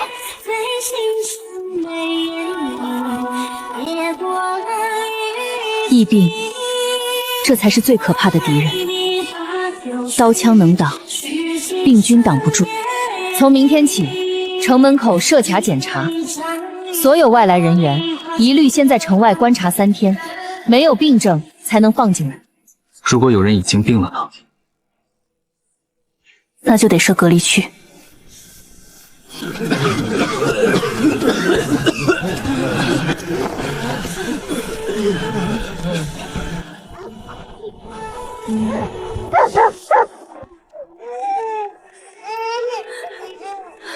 求求你们让我们进去，孩子快不行了。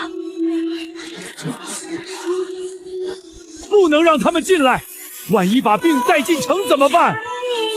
常着实少瘟疫应了。是啊，我们好不容易才过上安稳日子。闺女，不能进城，但也不能见死不救。乡亲们听好了，安平城不会关门不管，但病患不能进城，这是为了保护城里所有人的安全。因此，防疫单置地安置起立，我们在城外设隔离区，搭棚屋，烧热水，配草药。所有生病的人先到隔离区住下，等病好了再进城。没有生病的，观察3天没有症状就放行。大小姐说的对，当初我们从云安城逃过来，大小姐也是先安置再入城，不能让疫病毁了安平城。李秀兰，妈，组织人手在城外东面搭棚子，要快。爸，你去城内安抚百姓，告诉他们，只要按规矩来，疫病进不了城。明白。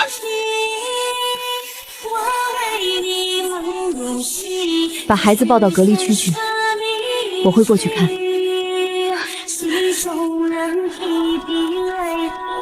隔离区能挡住第一波，但如果疫病继续蔓延，缺医少药的安平城能撑多久？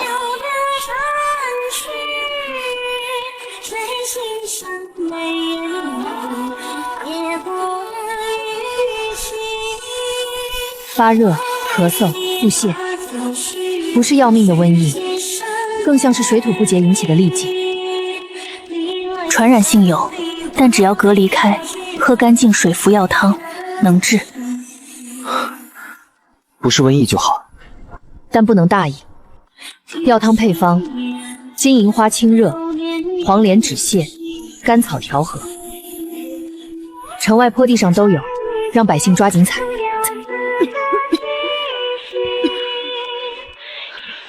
烧退了不少，继续喂药汤，明天应该能好。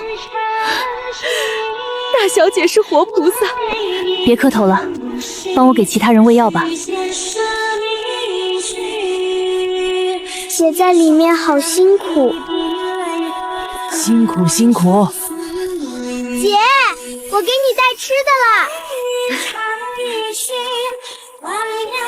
放在墙上，我一会儿拿，你别进来。姐你一定要吃，不吃饭怎么减肥？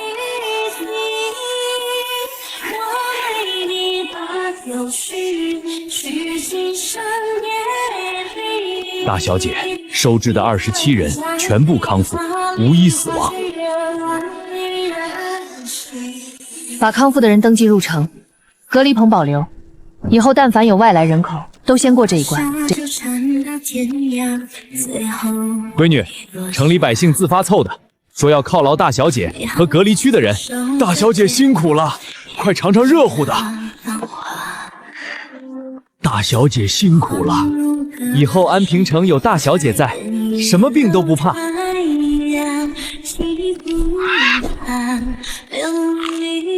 大小姐万岁万岁！话痨，你吐出来，那是给姐的。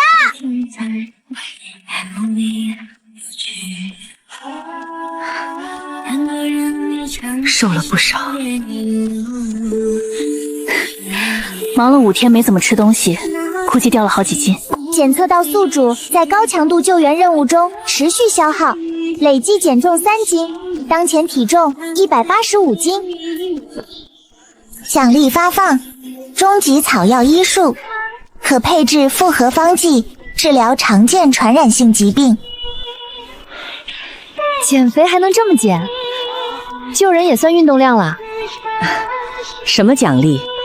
以后安平城的百姓有个头疼脑热的，不用再发愁了。从一座破败的死城，到一座有模有样的小城，半年了。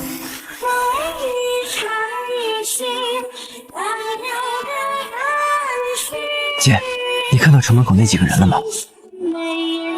看到了，不像商人，不像流民，像官。安平城的名声传出去了，来的是什么人，我们得先摸清楚。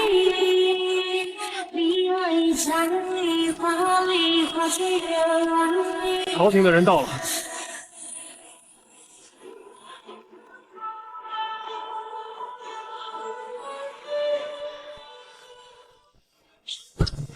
在下方正清，奉大越朝廷残部之命，巡视各地封臣城池。久闻安平城在战乱中重建有成，特来拜会宁安王。方大人远道而来，请进城一叙。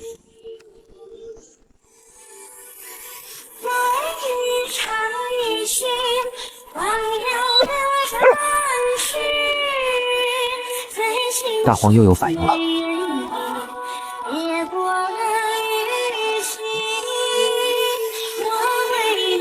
宁安王，安平城如今的气象，令方某刮目相看。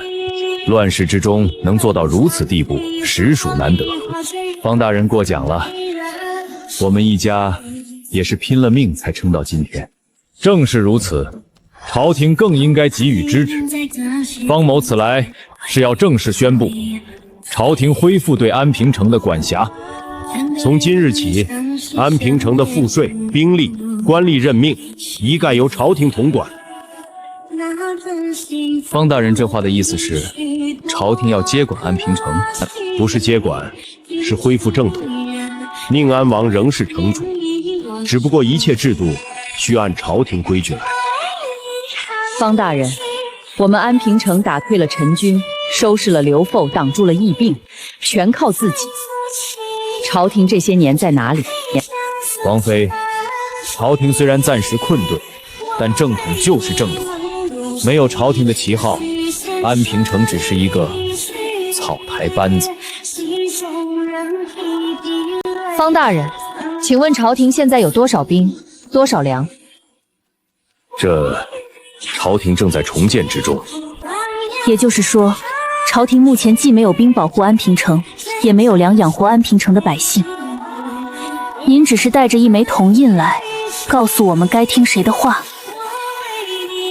大小姐快人快语，此事不急，方某可以在城中多住几日，慢慢商议。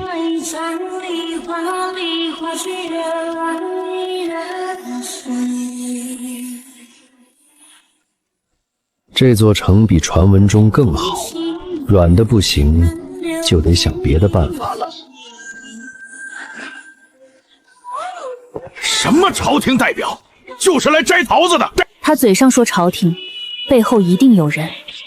一个光禄四卿，哪来的胆子跑到别人地盘上宣布接管？他身后的靠山是谁？得先查清楚。会不会是韩征？有可能。韩征嘴上跟我们签了盟约，暗地里派个朝廷官来名正言顺接管，比动刀子高明多了。那怎么办？不急，让他在城里多住几天，看看他跟谁联系。大皇盯着他。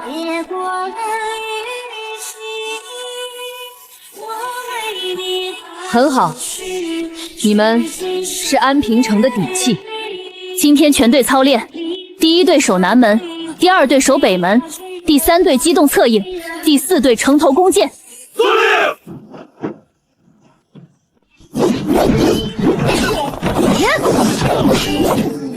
司令！这个女人的身手不像是养尊处优的千金。80个守军虽然装备简陋，但队形纪律不比正规军差。大人，城墙四面已经全部修缮完毕，高2丈，厚3尺，每隔50步有箭楼。正面强攻恐怕不行，所以才不能强来，得找其他路。方正清在城楼上看了一上午了，让他看，看得越清楚，越不敢轻举妄动。但他昨晚派了一个随从出城，大黄跟到城门口就被拦回来了。出城去联络外面的人，8成是。让话痨跟一趟，他飞得高，不会被发现。华桃，靠谱吗？他从集镇上空飞过去的时候，连集镇上的鸡叫声都能学。让他跟着那个随从，听到什么就学什么。话痨，你跟着那个人了吗？听到什么了？城主说：“嘿嘿，那个笨蛋，今晚子时西边仓库。”大人说了，城里不听话，就联合外面的人一起。韩将军说：“先不急，等他的信。”果然是韩征，方正清是他推出来的棋子。韩征想用朝廷的名义，名正言顺接管安平城。方正清谈不拢，他就准备动武。那就不给他机会。姐，华桃是不是立了大功？立了，今晚加餐，给他1把瓜子。加餐，瓜子儿！外面的谣言已经传成这样了吗？传成什么样都无所谓，天亮之前把人送走。听说了吗？有人说城主一家把大半粮食都藏在自家地窖里，分给咱们的只是零头。真的假的？大小姐不像那种人啊。谁知道呢？人心隔肚皮。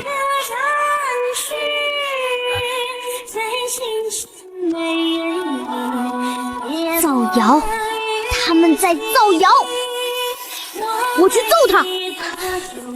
别冲动，先去告诉妈。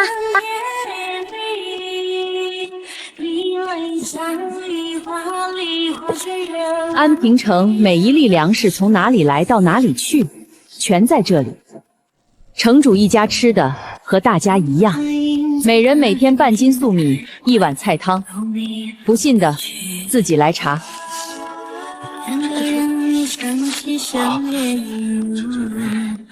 是我听了不该听的话，对不住王妃。不怪你们，有人故意放风搅乱人心，这才是要追究的。方大人，您的人在城里散布谣言，这事您知道吗？大小姐误会了，方某的随从一直安分守己。就是他，我亲眼看见他跟人说坏话，还给了一袋东西。我也看见了。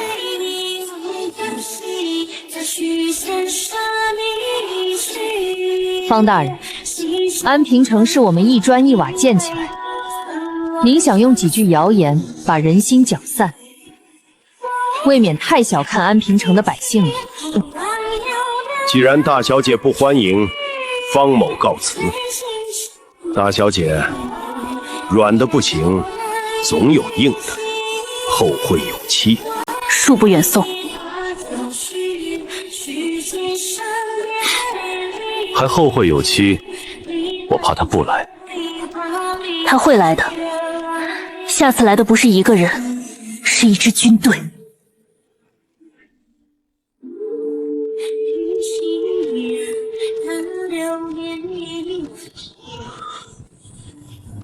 3路合围，韩征从东面来，方正清借了北面的驻军，西面那个庞自奇是庞家堡的人，当地一股武装势力。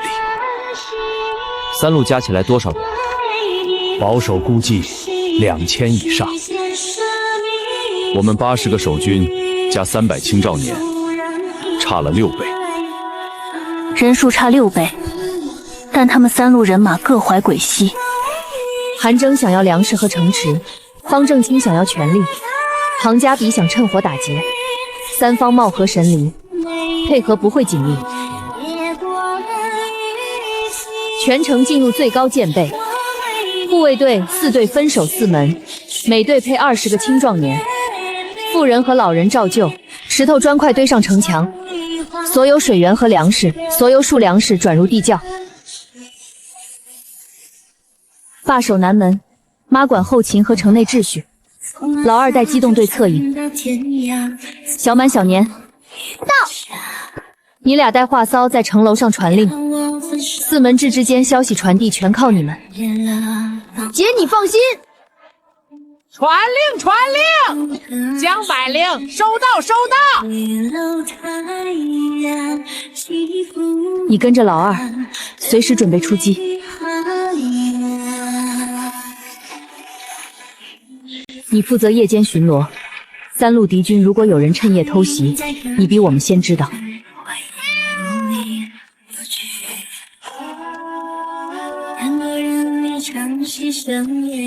检测到宿主面临重大战役，当前体重185斤，家庭累计减重超过100斤，解锁奖励初级统帅技能。安平城守得住。姐，他们打算困死我们，城门封死了，集镇的贸易也断了。我知道，公仓的粮食够吃1个半月，但水渠的上游被韩征的人截了，城内蓄水池只够撑10天。10天之后没水喝，城不攻自破。所以不能干等，得突围。不是全军突围，是派小队出去联络外援。外援？谁？安平城这半年跟集镇做买卖，交了不少朋友。临水镇的刘胖子欠我们人情，周边几个小村子也受过我们的好处，砖、药、竹器，他们都从我们这里拿过货。韩征要是吞了安平城，这些村镇也别想再有好日子。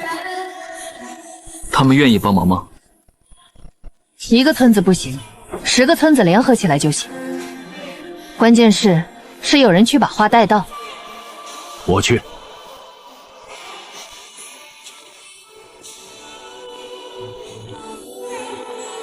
集镇的人认我的脸，村子的人也跟我打过交道。带几个精壮的，趁夜从城南水渠的暗道出去。爸，外面3路人马围着，万一被截住。闺女，你爹现在170斤，跑起来不比年轻人慢。再说了，你守城，我跑腿，分工明确，这不是你说的吗？带大黄，他鼻子灵，能提前闻到伏兵。夜里走，天亮前必须过了韩征的防线。成。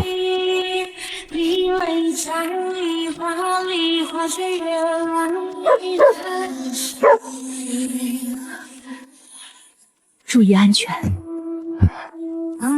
放心，你男人虽然胖过，但命硬。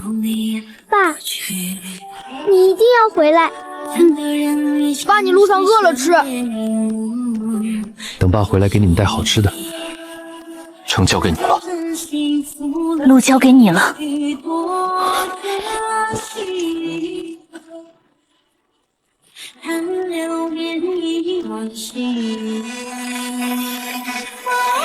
爸，你一定要平安回来。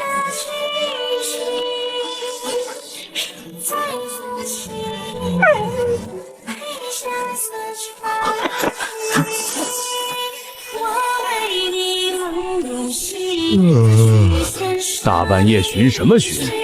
城里那帮人又跑不出来。将军说了，防着他们派人求救，抓住了有赏。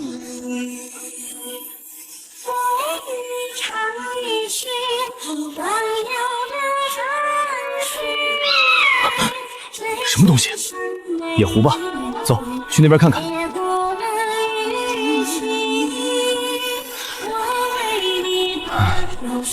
好小子，是你叫的。嘘。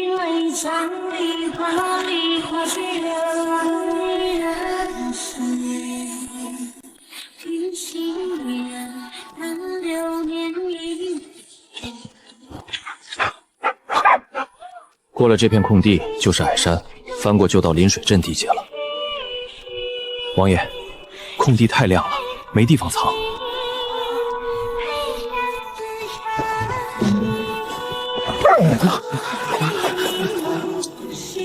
有埋伏，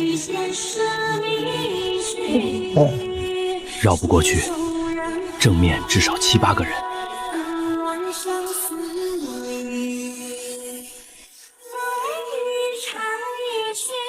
走沟，趴着爬，一个跟一个。大黄打头，我断后，谁也不许出声。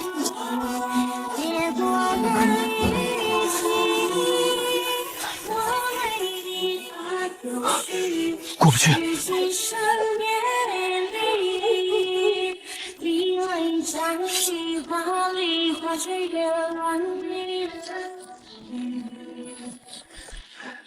什么声音？可能是野物，这荒郊野岭的，老鼠都有半斤重。你和我分手在街口，演变了繁华。宛如隔世的人，楼太阳。要是3个月前那个体重，这辈子都过不去。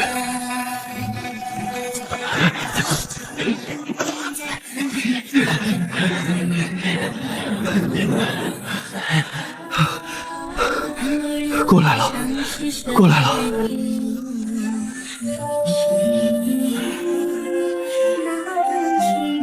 大黄，今天你救了你爹一条命，回去给你加鸡腿，不对，加整只鸡。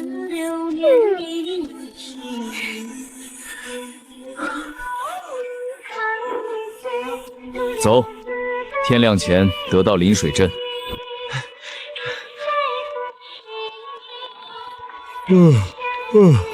老苏，你怎么搞成这样，掉粪坑里了？刘老哥，安平城被围了，韩征、方正清、庞家宝3路人马2000多人。2000多人？你们那80个兵撑得住，但撑不久。水源被截了，最多10天。我来是搬救兵的。老苏，我就镇上这点人手，去了也是送菜。你一个镇不够，但你周原不是有10几个村子，每个村出20、30个青壮年，加起来就是几百人。凭什么人家帮你？凭什么人家帮你？安平城的砖、药、竹器，是这一带所有村镇的命根子。韩征吞了安平城，这些东西全没了，以后你们修房子用什么？受伤了拿什么治？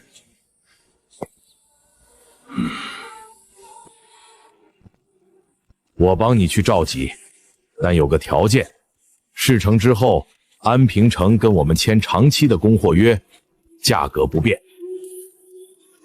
一言为定。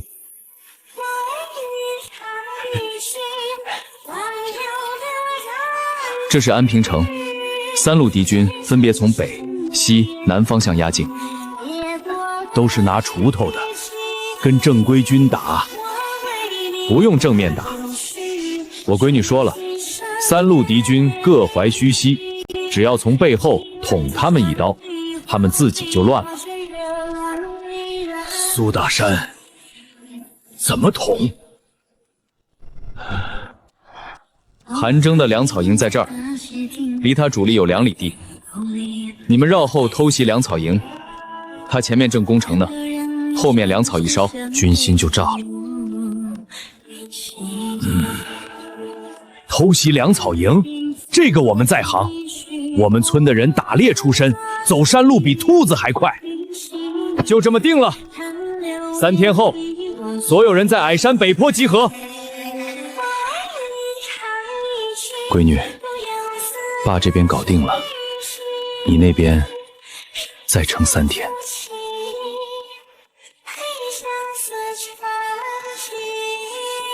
姐，城内蓄水池水位又降了，按这个速度，5天后就见底。在城主府后院打一根井，我之前勘察过，那个位置地下3丈应该有水层。来得及吗？必须来得及。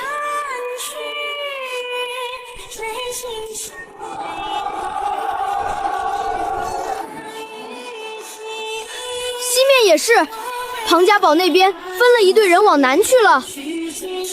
分兵往南？他们发现爸从南面突围了，派人去拦截。爸已经出去2天了，如果他们现在才派追兵，说明爸已经跑远了。但援军回来的路被堵死了。回来，回来！敌军分兵了，这反而是好事。围城的兵力变少了，我们的压力减轻。但援军的路也断了。我们的任务是守住这座城，等他回来。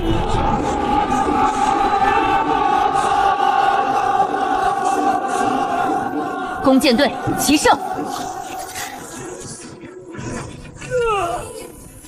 不要浪费箭矢，等他们上梯子再射。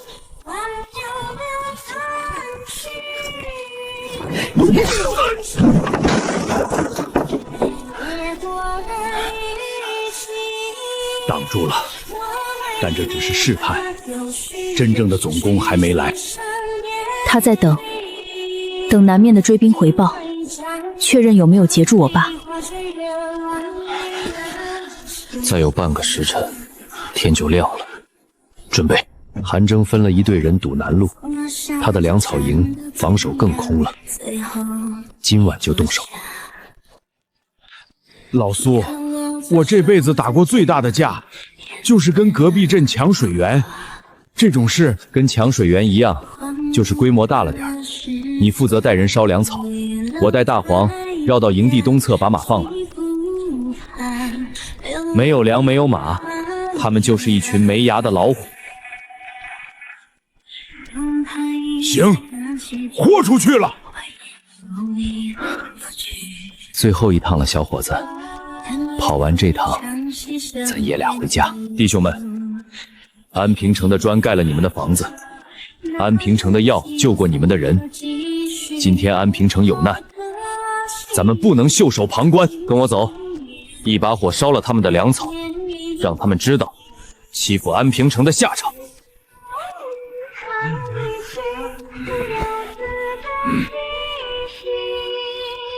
出发。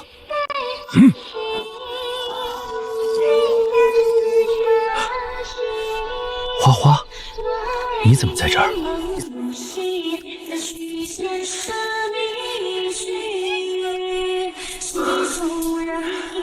好闺女，派你来接应的。你俩是天生的特工啊！哇！走。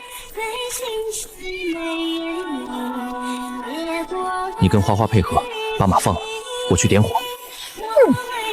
大家隐蔽，按计划行事。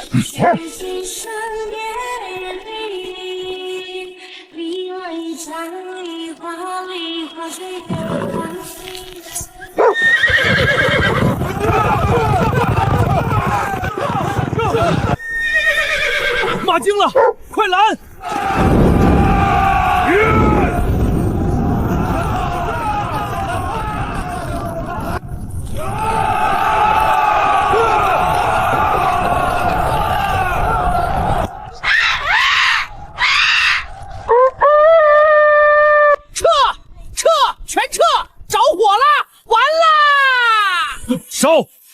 烧个精光！爸，成了！平安绑城，一个不留！南门不用守，他们不会从南面来，那是粮草营方向，火还没灭。东门是韩征主力，最强；北门是朝廷兵，最弱；西门是庞家堡，最乱。苏谨言带机动队增援东门，周勃守北门，以10块弩箭为主。西门，妈，西门交给你。庞家堡那帮人不像正规军，吓唬吓唬就怂了。放心。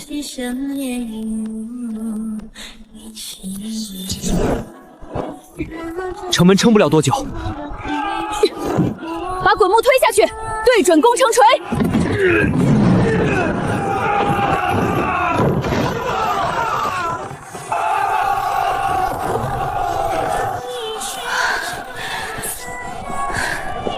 检测到宿主高强度战斗消耗，减重1斤，当前体重182斤。奖励发放，终极格斗术升级。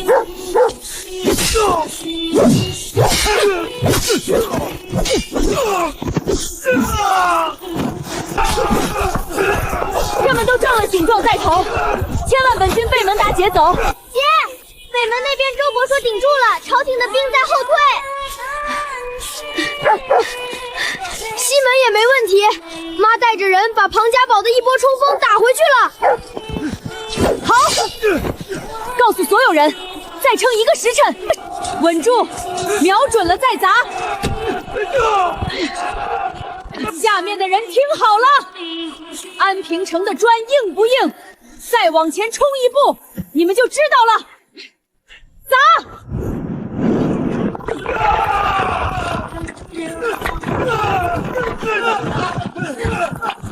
一帮娘们儿，有种开门出来打！妈，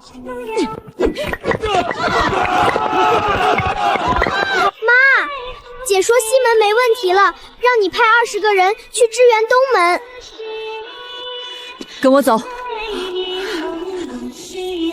妈，你也去。你妈年轻时搬过水泥袋，抡砖头比你爸准。我妈太狠了。太狠了，太狠了！城门要破了，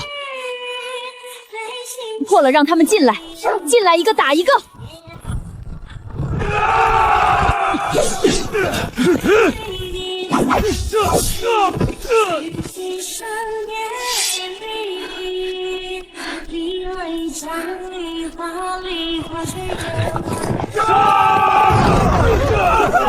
快退！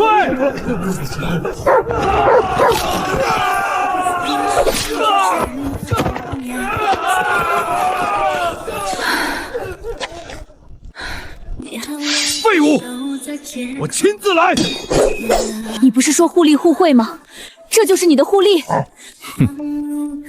互利是对听话的人说的，不听话的只配被踩在脚下。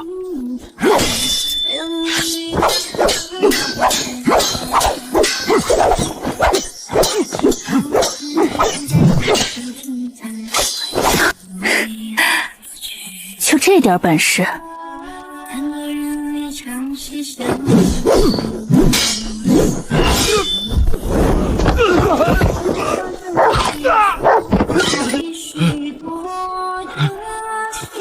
将军，粮草洋被烧了，后方来了一大群人，是周边村镇的民兵。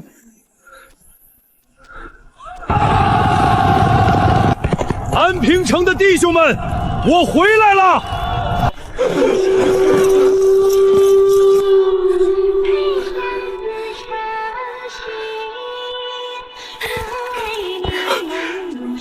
闺女，爸，你回来晚了一炷香，门都被砸烂了。你爹我要是再胖20斤，还得再晚半天。回来啦！回来啦！赢了，赢了！大胜了！爸爸回来啦！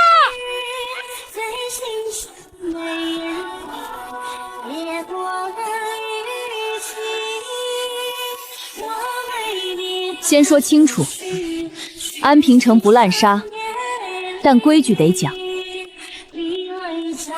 处置得走，要认走。这几个人是策划工程的头目，打仗可以，但你们烧了我们的水渠，劫了我们的水源，差点让全城百姓渴死，这笔账得算清楚。依照安平城的规矩，头目5人，罚苦役3年。修复被毁的水渠和城门，赎清罪后放行；散布谣言，搅乱人心，罚苦役1年。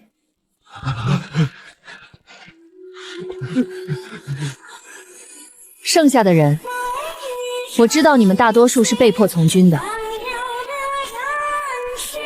愿意留在安平城的，分田地、分住所，跟城里百姓一样劳作，一样吃粮。想回家的，发3天口粮。今天就走。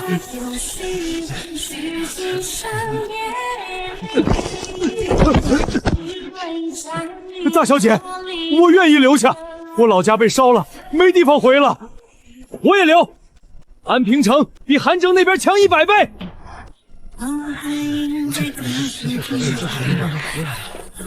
好家伙，咱们又多了70多号人，多了70多张嘴。你能不能乐观一点？我很乐观，70多个壮银力，正好修城门。73、74，加上原来的500多人，现在安平城快600人了。74、75，数不过来啦！人多了，力量就大了，但管理的难度也大了。安平城需要正式的制度了。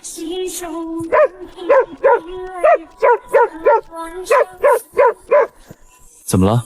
发现什么了？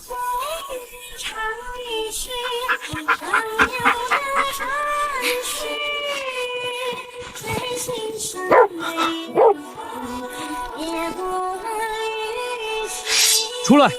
我们看见你们了！别过来，我们只是路过。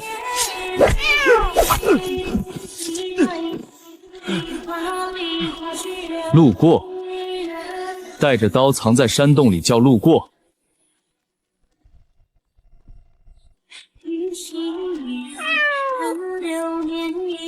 绑了，带回城。韩征留下来的钉子，败退时故意让他们藏在附近，等风头过了再潜入搞破坏。韩征虽然败了，但贼心不死。以后出城巡查要扩大范围，10里不够，扩到20里。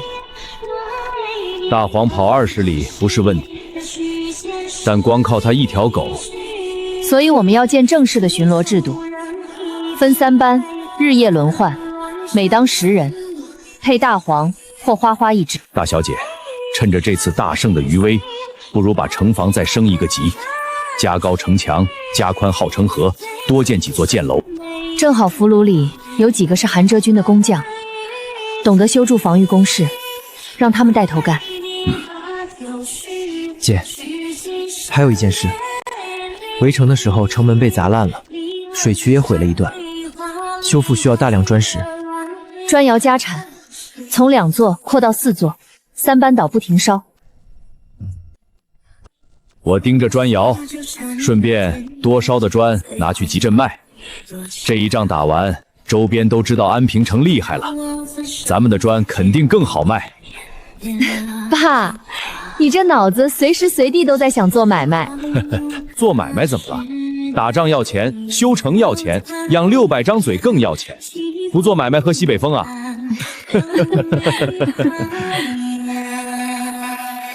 大战过后百废待兴，但也是最好的机会。安平城的名声打出去了，接下来要趁热打铁。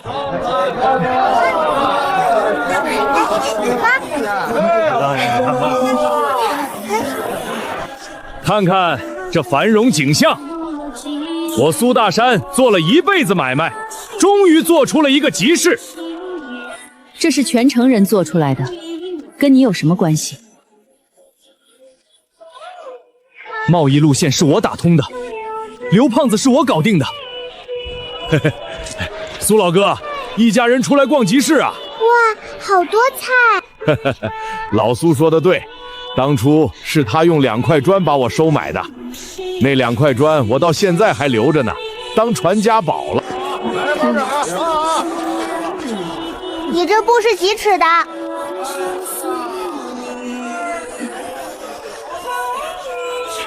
姐，他这布只有2丈6，短了4尺，短斤少两可不行。第1次警告，第2次罚5，第3次说战。赶出去，永远赶出去！是，小人有眼不识泰山，您看，这绝对足尺。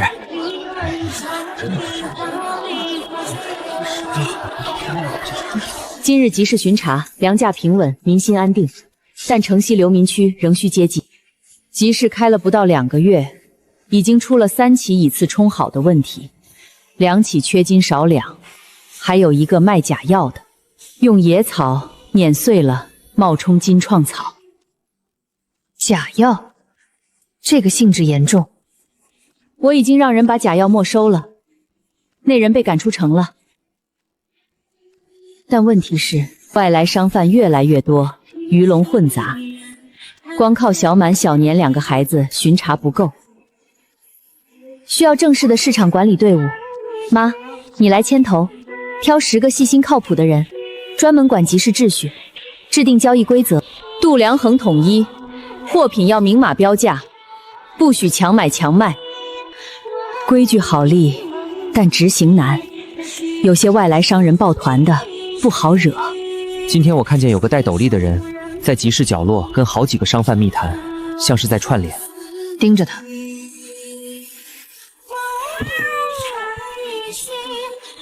这花花又去集市闯祸了。市场管理第1条，先管住自家的猫。花花不算，他是执法者的合理补贴。诸位，这是何意？钱掌柜，按规矩办。各位安平城的父老乡亲，我们外来商人千里迢迢来这儿做买卖，带的都是好货。可你们城里的管理队今天查这个，今天罚那个，搞得大家生意都没法做了。就是啊，没法做了。就是，又量尺寸又查斤量，哪有这样做生意的？再这样下去，我们都走，以后看谁还来安平城。集市是安平城的命脉，外来商贩不来了怎么办？钱掌柜是吧？你说管理队让你们没法做生意，我倒想问问，你们做的是什么生意？正经买卖，童叟无欺。妈，把这个月查到的东西拿出来。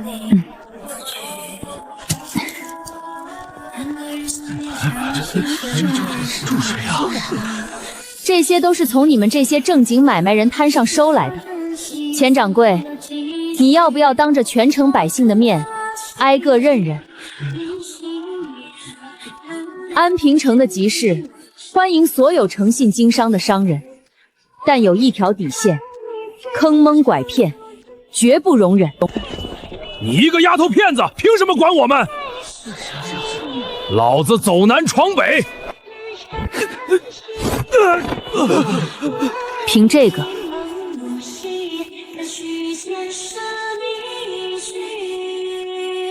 各位掌柜的，话说开了，其实很简单，规矩是保护所有人的，包括你们。货真价实的商人在安平城只会越做越好，坑人的嘛，城门在那边，随时欢迎滚蛋。从今天起，新规矩：公平交易，违者逐出。认同的站左边，不认同的站右边。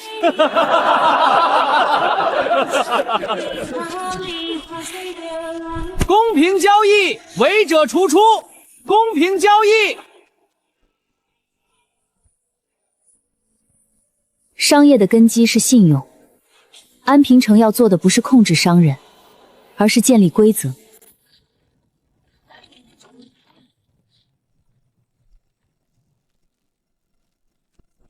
久仰安平城大名，在下郑万通，万通商行掌柜，特来拜会宁安王和苏大小姐。苏大山，郑掌柜大驾光临，有失远迎。万通商行，我听临水镇的药商提过，垄断了方圆300里的布匹和铁器生意，手眼通天。这种人不会无缘无故来安平城。苏老弟，别客气，尝尝这新茶。苏大小姐，万通商行愿与安平城建立独家合作，我们负责安平城所有对外贸易，包销全部青砖、草药和竹器，价格嘛，比现在集市上的行情高2成。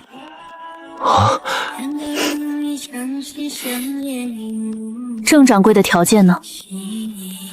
条件也简单，安平城的所有货物只能通过万通商行对外出售，集市上不再允许其他商人经营同类商品，万通商行在安平城设一个常驻商铺，享有优先采购权。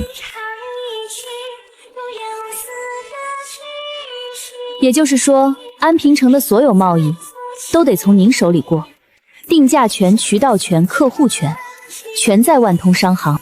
大小姐理解得很到位。郑掌柜，恕我直言，这不是合作，是垄断。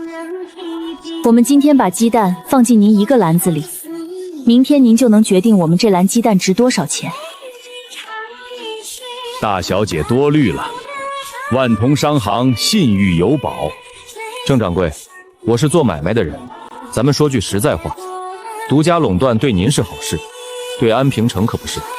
这样吧，您可以在我们城里开常驻商铺，跟其他商人一起公平竞争，您出价高，自然拿到的货多，用不着独家。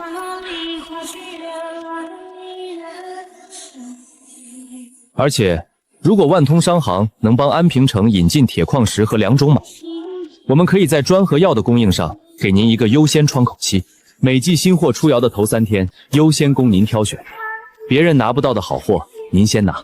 苏老爷果然精明，容我考虑2天。既然软的不行，让二柱子动手。您待定着了苏大山的话，郑万条不会善罢甘休，这种大商人吃惯了独家生意，被拒了肯定要使绊子。他今天走的时候脸色不对，这2天加强集市和商铺的巡查，尤其是夜间。我让管理队今晚起通宵值班，大黄和花花也排上夜巡。还有一件事，郑万田的商队30多个护卫还留在城外扎营，名义上是护卫，实际上就是一支私兵，不能让他们进城。明白，城门口我加派人手盯着。大商人比恶霸更难缠，恶霸用刀，商人用钱，钱有时候比刀更狠。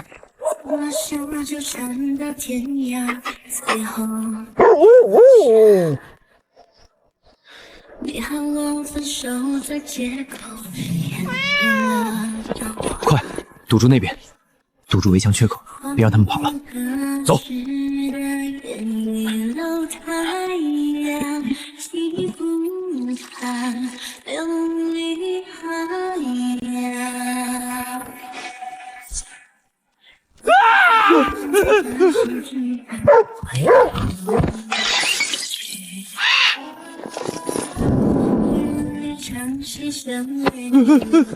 谁派你们来的？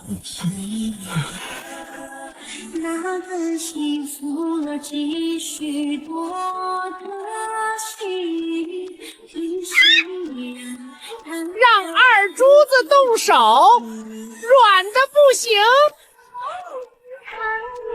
不用你说了，话痨已经替你说了。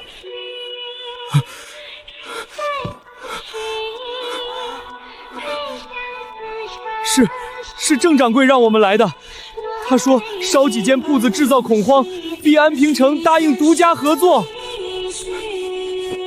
把人押起来，证据留好，油罐、火侄子口供一样不少。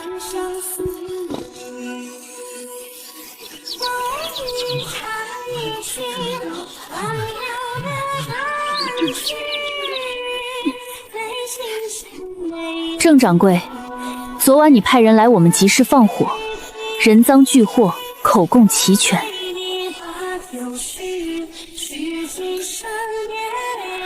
大小姐，这一定是误会，我手下人自作主张。误会？你的人嘴里说出来的可不是误会。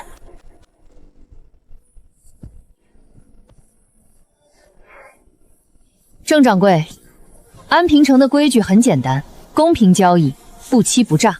你来做正经生意，我们欢迎。但你放火害人，安平城没有这个规矩能容你。从今天起，万同商行永久不得踏入安平城半步。所有与万同商行有关的人员和货物，即日起清出城池。安平城的大门对所有诚信商人敞开，但对害人的永远关闭。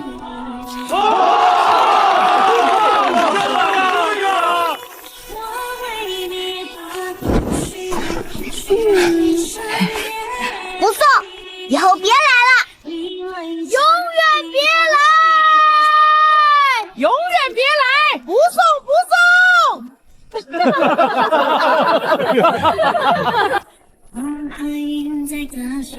闺女，郑婉团不是小角色，得罪了他，以后万通商行的渠道咱们就用不了了。用不了他的渠道，咱们就自己建。安平城的砖和药不愁卖，是他们需要我们，不是我们需要他们。也对，好货不愁卖。看来咱们安平城公平交易的名声已经传出去了。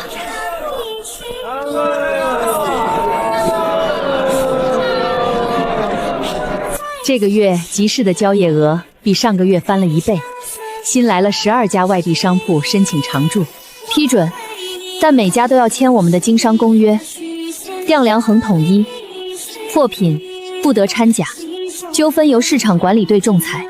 还有一件事，今天来了3个穿官服的人，说是从经济方向来的，自称是大越皇室的使者。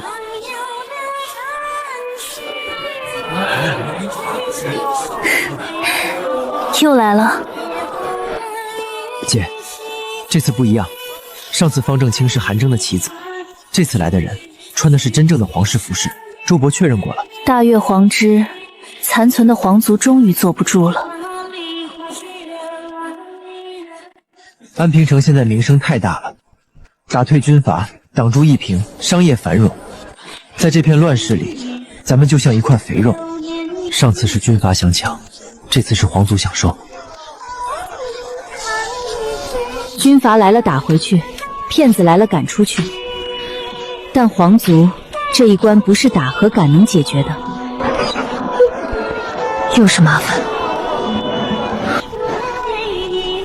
去叫爸和妈。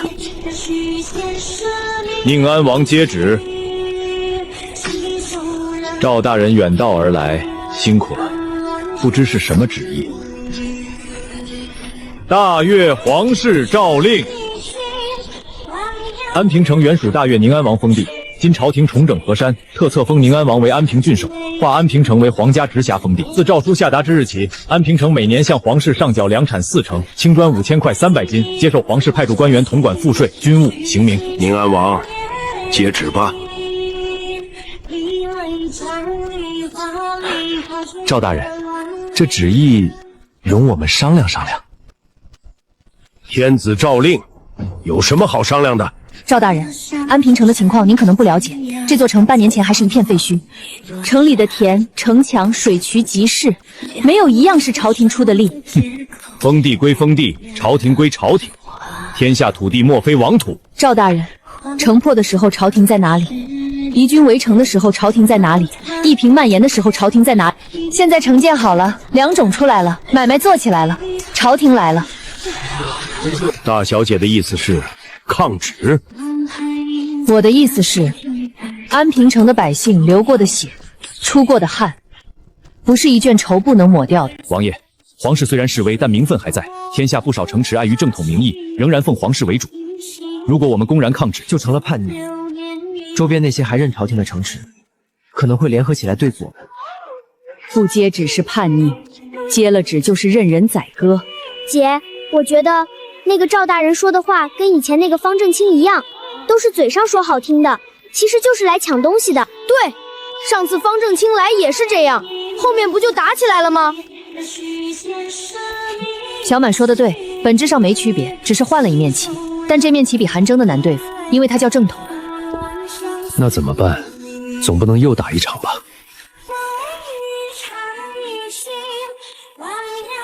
不急着翻脸，先拖。怎么拖？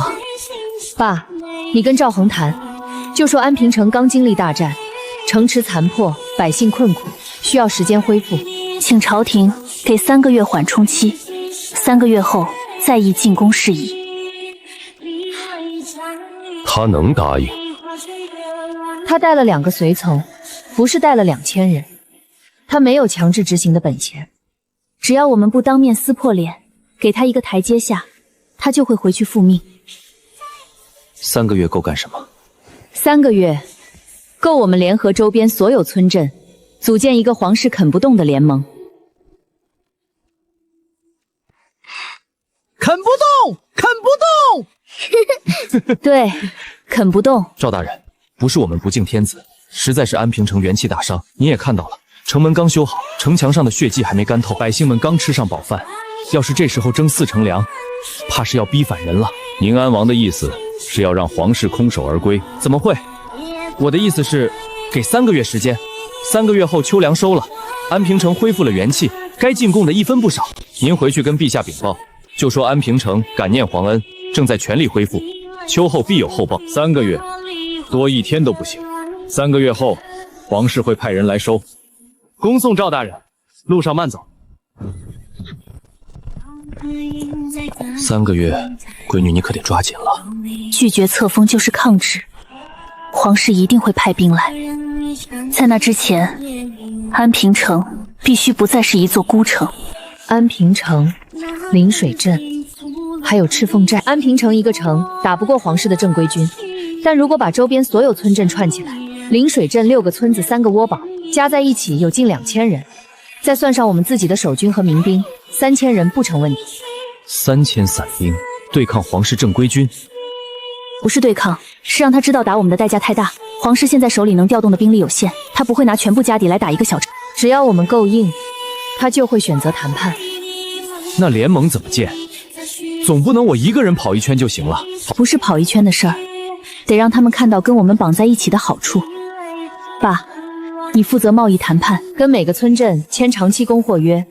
安平城的砖药。 竹器优先供他们，价格比市场低1成。用利益绑人，这个我懂。妈，你负责后勤统筹，把城里的物资生产再提一个档次。砖窑加到6座，草药采集扩大范围，竹器作坊再招20个人。联盟需要物资做粘合剂。明白。老二，我去各个村子跑一趟。 把军事互助的框架谈下来。联盟不只是做买卖，要签互助协定。任何一方被外敌攻击，其余各方必须出兵支援。大小姐，这种协定各方未必肯签，毕竟皇室的名头在那里，谁也不想当出头鸟。所以得让他们明白，皇室不会只来找安平城的麻烦。韩征跟皇室有勾连，他的地盘就在周边。皇室一旦控制了安平城，下一个就是临水镇，就是他们那些村子。唇亡齿寒的道理。 老百姓最懂。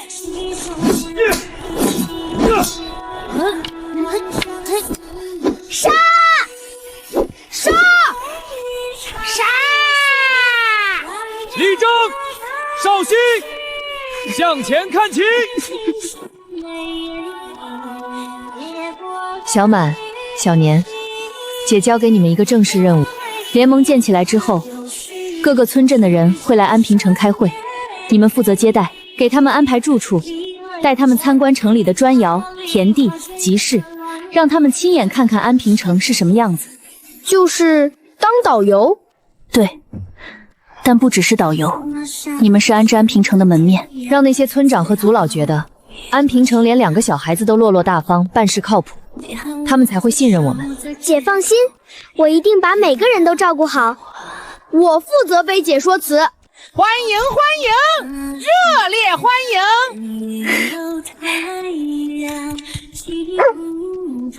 迎！姐，南面来了一队骑兵，打的是皇室旗号。不是说3个月吗？赵恒才走了2天，不像是赵恒的人。这批人有甲有盾，是正经的兵。来的比预想中快，皇室等不及3个月了。全城戒备。 关城门，护卫队上墙。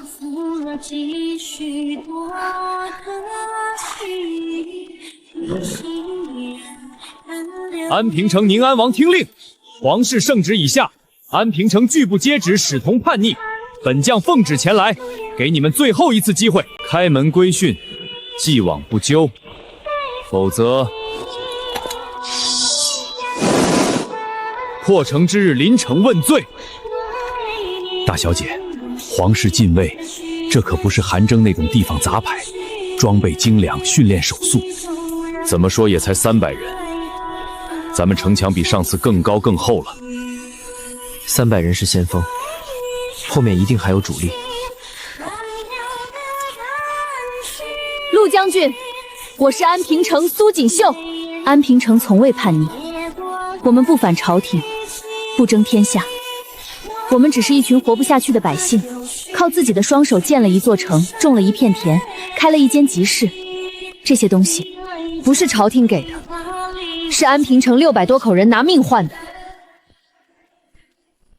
如果皇室要的是进贡，可以谈；如果皇室要的是我们的命，给你1个时辰，开门或者不开。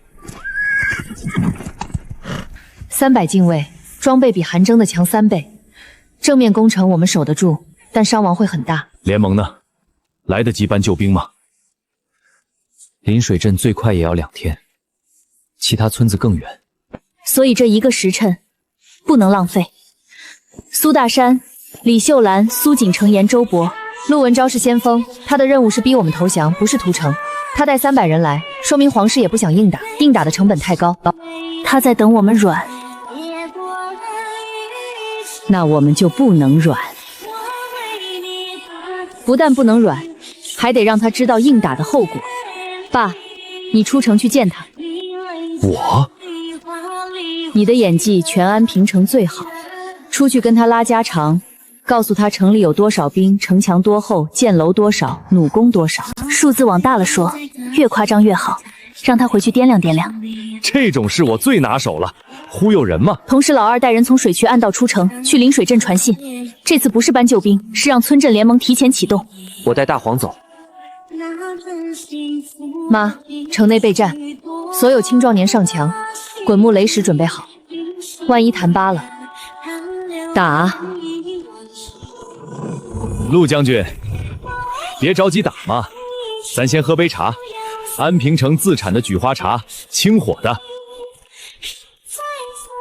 苏大山，你就是宁安王。来，将军坐。打仗的事儿不急，先说说话。您远道而来，总得让我尽尽地主之谊吧。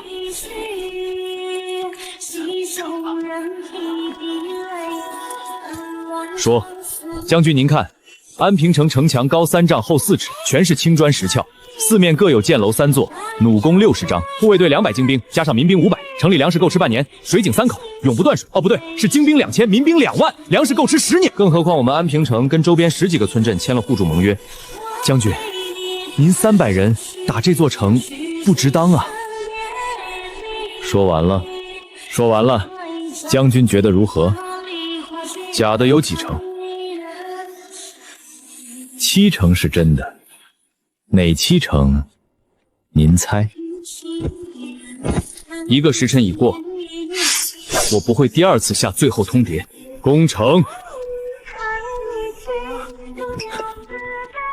关门！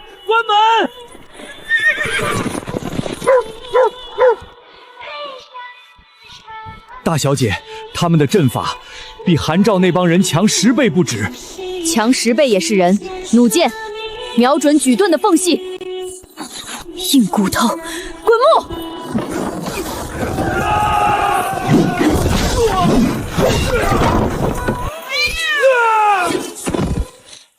快，关上城门，敌人爬上来了！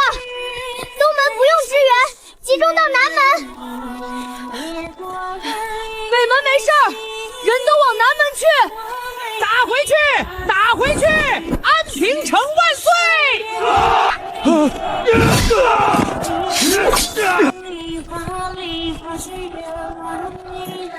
将军，前队伤亡30余人，云梯被毁了5架，城墙太厚，攻不动。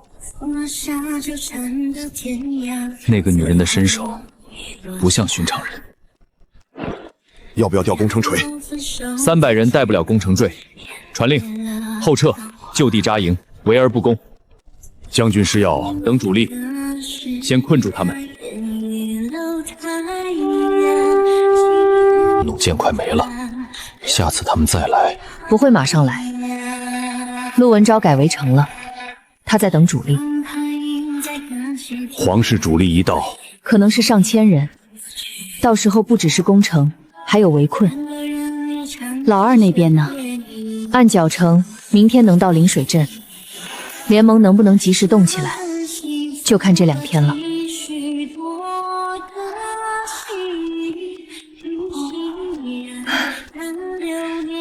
小满小年今天跑了几十趟传令，比谁都累。皇室主力正在路上，我们能撑住的时间，取决于联盟集结的速度。老二，快！陆文昭围而不攻，说明他在等主力，但围城也给了我们时间。现在最大的问题，弩箭不够，滚木快没了，下一波强攻我们挡不住。大小姐，城里的铁匠能打箭头，但羽毛和箭杆的材料不够。箭杆用竹子代替，城南有竹林。羽毛，大黄和花花换毛器掉的毛收集过没有？用狗毛做箭羽，鸡毛也行。城里养了那么多鸡，拔一把不影响下蛋。大小姐，用鸡毛做的箭能飞直吗？近距离射不需要飞太直，能扎人就行。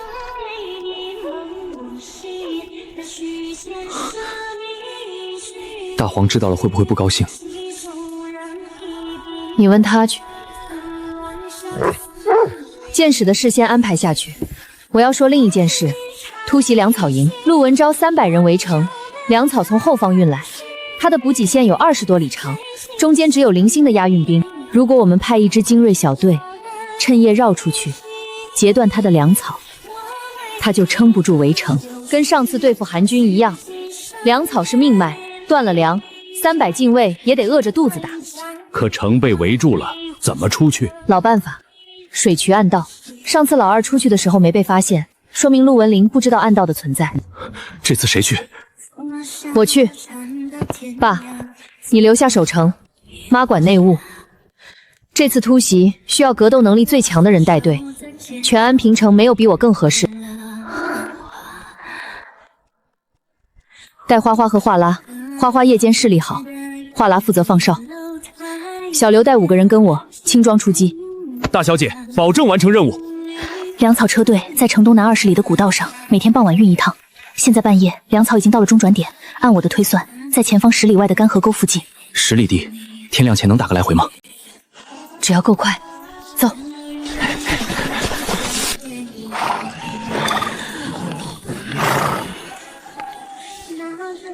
10个押运兵，一半在睡，火堆只有1堆，说明他们不觉得会有人来。怎么打？不打，烧。你带3个人绕到粮车后面，准备点火。老规矩，去放马。你上树，等火起来了，使劲叫，越乱越好。叫，使劲叫。什么东西？马怎么了？有人！有人偷袭！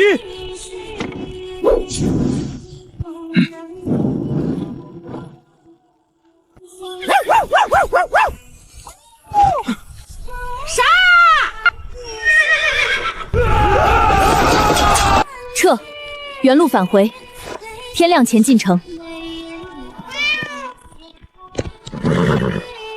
你这是截胡还是顺手踢羊？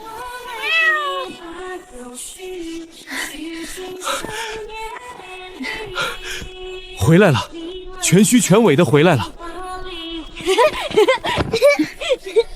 姐，你身上好臭，全是烧焦的味道，还有马味儿。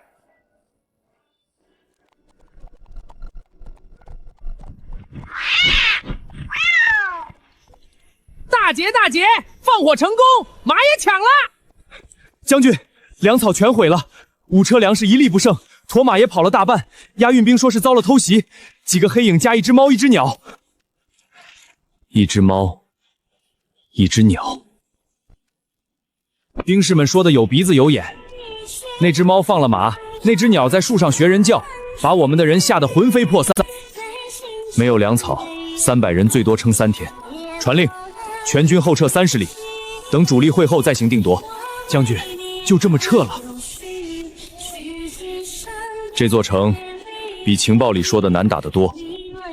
那个女人不简单，回去禀报皇室，安平城不是300人能解决的。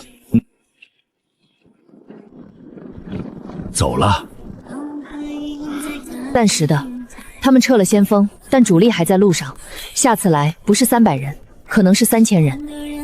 3000人，所以联盟必须在他们回来之前成型。黄沙震怒了，下一次他们会倾巢。准备好了。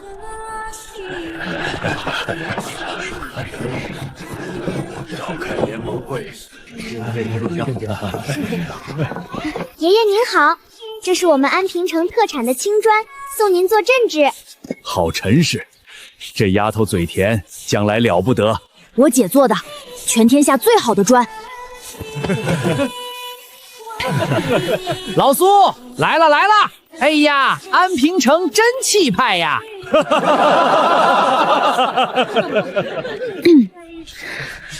各位叔伯，各位掌柜，感谢大家百忙中赶来。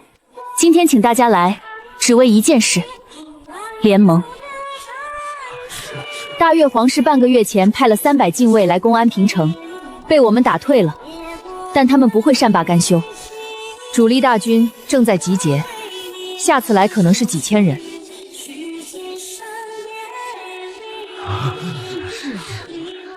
安平城一个城挡不住几千人，但如果我们所有人联合起来，统一调度兵力，共享粮草物资，互通情报，我们就不再是一盘散沙，而是一面铁墙。我临水镇没别的，300个青壮年随时能上。安平城的砖和药救过我们多少人？这个忙必须帮。但对抗皇主，这可不是小事，万一打不过……这位老哥，我问你一件事，你们乌堡去年收了多少粮？400多山。韩征以前收你多少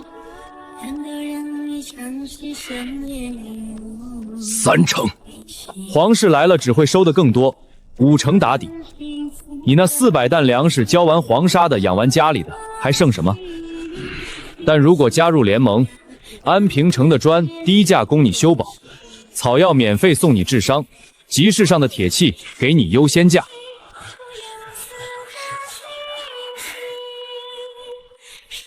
算我一个。苏姑娘说的在理，我等信得过她。是啊，咱们这万一要……人心是一点一点争取的。这是我们的集市，秩序井然，货流通顺畅。那边是砖窑，那边是良田。这是我们的6号窑，每天能烧800块砖。我爸说了，加入联盟的村子修房子，砖价打7折。我姐还说了，联盟成员的孩子可以来安平城上我姐办的学堂，免费。这才多久，安平城变成这样了？不到1年。我姐说了，只要大家一起干，你们的村子也能变成这样。这狗好精神，比我们村的猎犬都威风。欢迎加入联盟，共创美好未来。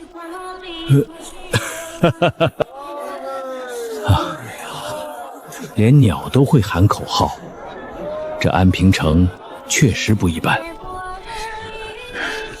诸位，盟约在此，安平联盟盟约。联盟各方共守互助，任一方遭受外敌攻击，其余各方必须在3日内派兵支援。联盟内部统一度量重，公平贸易，不得互相侵犯。联盟事务由各方推举首领主持。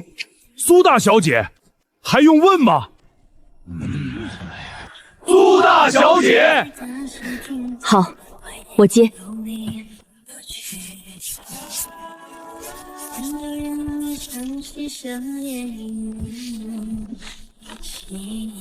从今天起，安平联盟正式成立。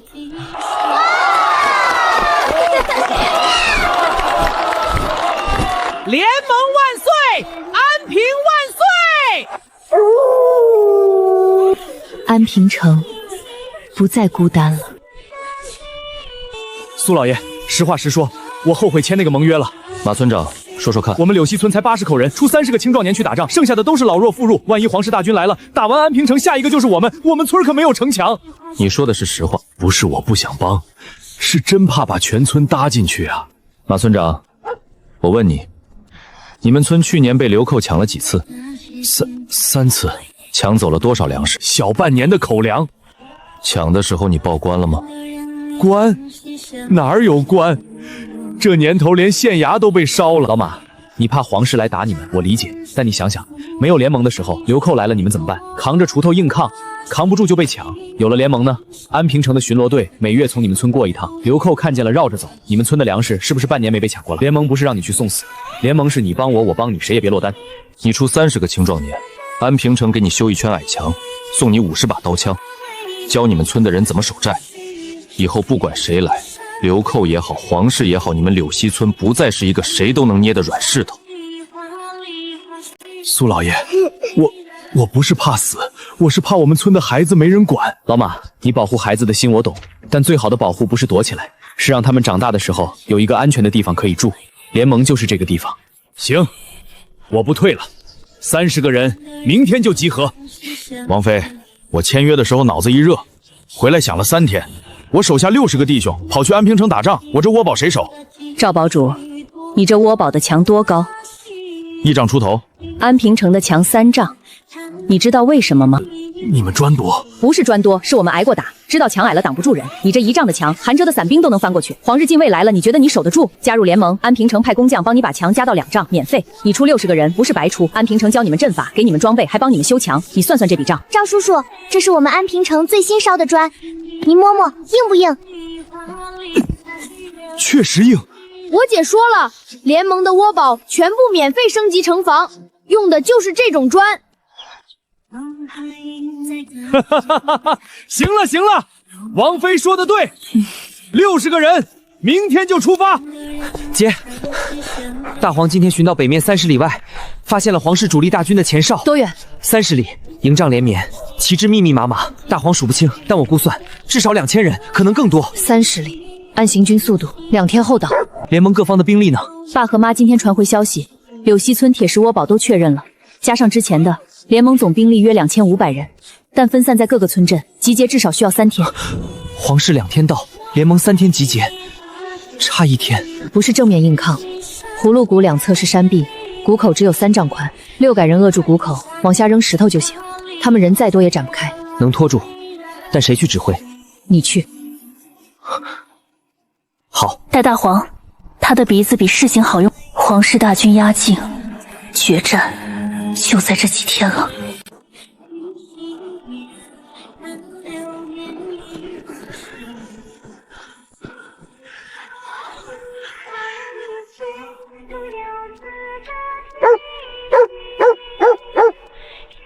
来了，所有人准备。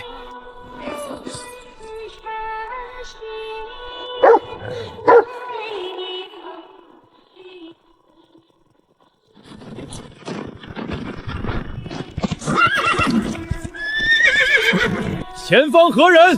大越皇室大军南下，速速让路！安平联盟，此路不通。安平联盟，一群乡下泥腿子也敢！哼！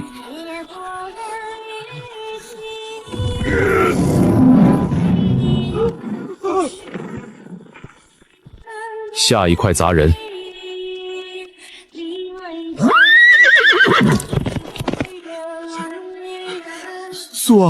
苏尔公子，他们要是不管不顾冲上来，往下扔石头就行。他们2000人也得排着队过。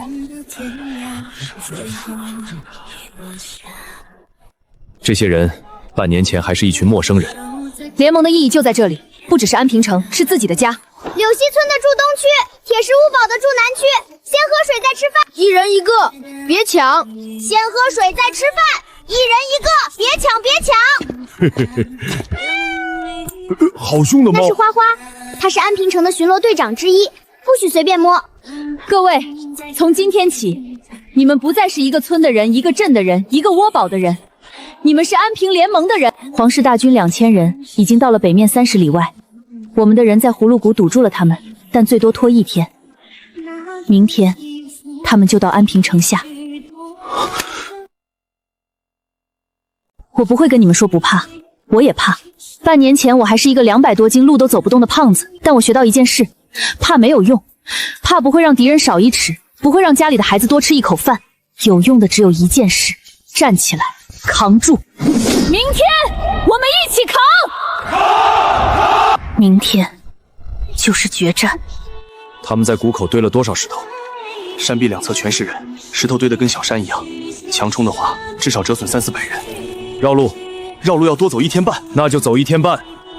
不在这里跟一群农夫耗，堵了1天，够了。他们绕路要1天半，加起来2天半。联盟集结只需要3天，时间对上了。苏二公子，绕过去之后，他们直奔安平城，我们怎么办？撤回安平城，赶在他们前面到。弟兄们，任务完成，收拾东西回家。苏锦绣，你集结了这些乌合之众，以为就能挡住皇室正规军？陆将军，安平联盟2500人，背后是安平城的城墙，是600户百姓的家。你打得过我们，但你付不起这个代价。大言不惭，那就试试。安平联盟迎击！检测到宿主极限战斗状态，减重1斤，当前体重168斤，奖励发放，高级统帅能力。小满，传令右翼撤体斗，往左收20步，敌军右翼再3，左线苏锦言压上去。赵天柱，往左收20步，快！收兵，就地扎营。大小姐，今天的仗联军伤亡约200人，皇室那边伤亡更大，至少400以上。打了1天，谁也没吃掉谁，但我们的目的达到了。皇室知道安平联盟不好砍了，那他们接下来会怎么办？围困，他们打不动了，但也不甘心撤，会就地扎营，围住安平城，打消耗战。我们撑得住吗？城里粮食够吃3个月，水井在城内断不了，但联盟各方的兵不能在安平城待3个月，他们家里还有老人孩子。传令后方增援，还粮草，谈判的人。打不动就得谈。那个女人不是能靠蛮力解决的。他们切断了北面和东面所有出路，集镇的商队进不来，联盟各村的物资也运不进来。西面山道还通着，但窄，大车过不去，只能靠人背。大小姐，城里的存粮够500本城百姓吃3个月，但加上联盟援军2000多人，最多撑1个月。周伯，城里现在有多少空地没利用？城东废墟清出来的那片，还有城主府后院几条宽巷子的2侧，加起来有20-30亩。全部翻土种菜，不种粟米来不及，种萝卜、豆芽、韭菜，这些半个月就能吃。城里种菜，围城的时候每一寸土都是粮仓。减重1斤，当前体重167斤，奖励发放，满级农耕长速度提升1%，可在任何土壤条件下实现高产种植。满级了？什么满级？种地的本事到顶了。从现在起，安平城里种什么长什么，长什么都比外面快1倍。围城的时候跟我说种地到顶了。围城打的就是粮食，他们在外面耗粮草，我们在里面种菜，看谁先撑不住。我挖了30个坑了，我31个。你数错了吧？30个，31个。都闭嘴干活！闺女说了，这批菜半个月就能吃。我反正不信，种子刚下地，15天就能收。你闺女说的哪句没实现过？也是。苏老爷，我们是来打仗的，怎么变成种菜了？兄弟，打仗靠刀枪，围城靠肚子。你种1提萝卜，等于砍10个敌人，信不信？那我多种2提。哈哈哈，好样的！满级农纲加持下，城里的菜地就是一座小型农场。围困，来吧。妈，这片土碱性偏高，豆芽不适合直接种地里，用陶缸泡发，放在屋里就行。萝卜和韭菜没问题，加一层草木灰就能长。粮食够吃35天，但部里快见底了。联盟民兵来的时候衣服就破烂，现在天气转凉，夜里值守的人冻得直哆嗦。草药也不够了，战斗受伤的人有70多个，金创草和止血药用了大半。城外的坡地被敌军占着，采不到新药。我能不能从西面山道偷偷运一批物资进来？西面有骑兵巡逻，大车过不去，但人背可以。组织几个小分队，每天夜里走山道，从联盟村子里背药材和布匹进城。大小姐，城里的铁匠铺能不能织布？铁匠铺不行，但城里的妇人会纺线。麻和葛在城南坡地上有野生的，那片坡敌军没占，派人采回来纺线织布，至少能做粗衣。我安排。167斤，从217斤到167斤，减了整整50斤。系统给的本事够多了，剩下的靠我们自己。周伯说的对，得建正式的情报排查机制。以后所有新入城的人，先在城外隔离区住3天，不只是防疫，也是观察期。3天之内，大黄挨个秀一遍。花花夜间巡逻盯行踪，话痨白天在安置区巡飞听动静。3道关过了，才能正式入城。用一条狗、一只猫、一只鸟当安检，他们比任何人都靠谱。大黄的鼻子从来没骗过我们。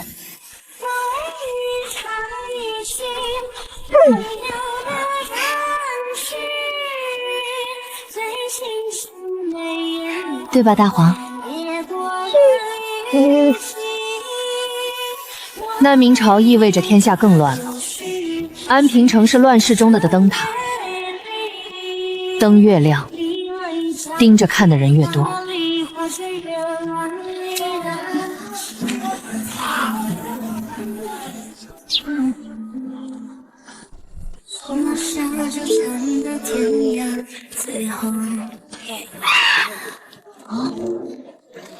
话痨有反应，那间屋里有人说话。我去引开旁边的人，你靠近听。大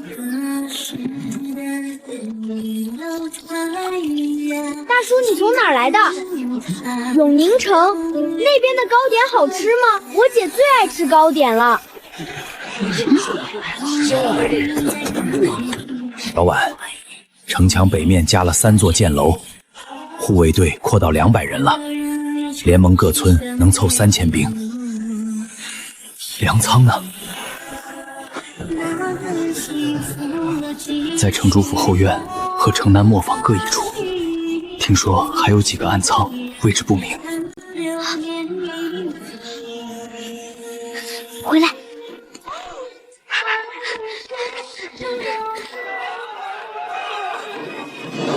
又是细作，他们在摸我们的家底！快告诉姐！花花，跟上，别打草惊蛇。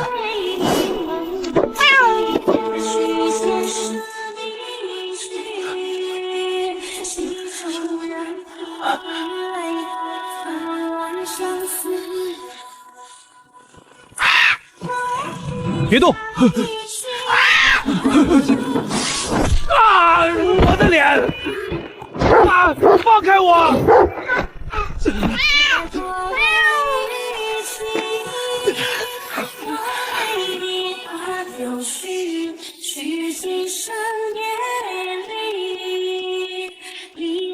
画的还挺详细。花花，辛苦了。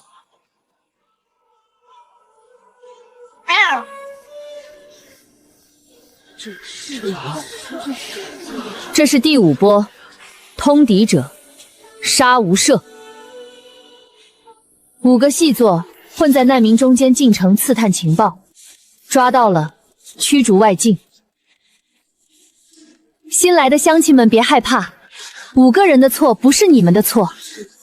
安平城收留你们的承诺不变，该有的田有，该有的房有，该上的学堂照样上。谢谢大小姐。但规矩也得说清楚，从今天起，所有新入城的人必须在城外观察区住满3天，通过排查才能正式入城。这不是为难你们，是保护你们，也保护安平城所有人。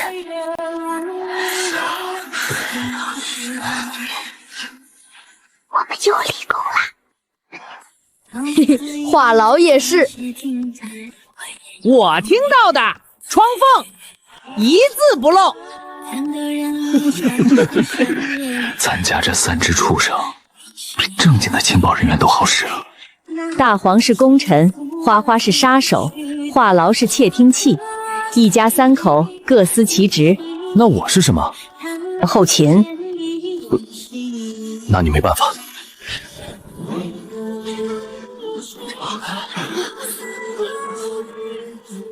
细作轻了，人心稳了，但乱世的火还在烧，迟早会烧到安平联盟的门口。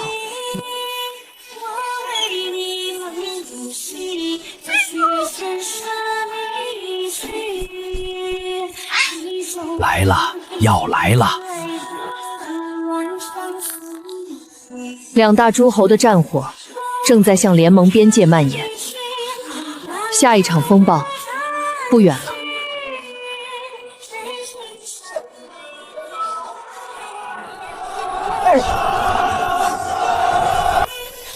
战线又往南推了3里，再这么打下去，刘芷和散兵迟早越过咱们的界。二公子，今天早上已经有5个散兵翻过北坡了，被大黄堵住，缴了刀赶走了。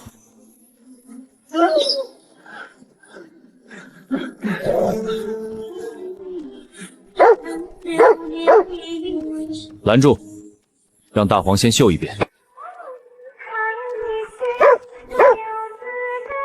腰上什么东西，自己掏出来。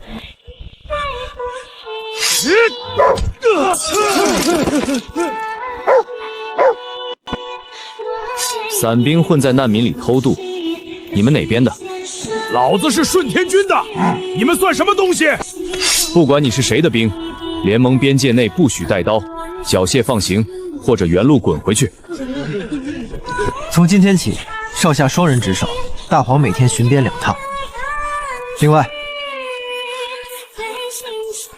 在北坡立标牌，写清楚：安平联盟境内禁止携带兵器，违者逐出。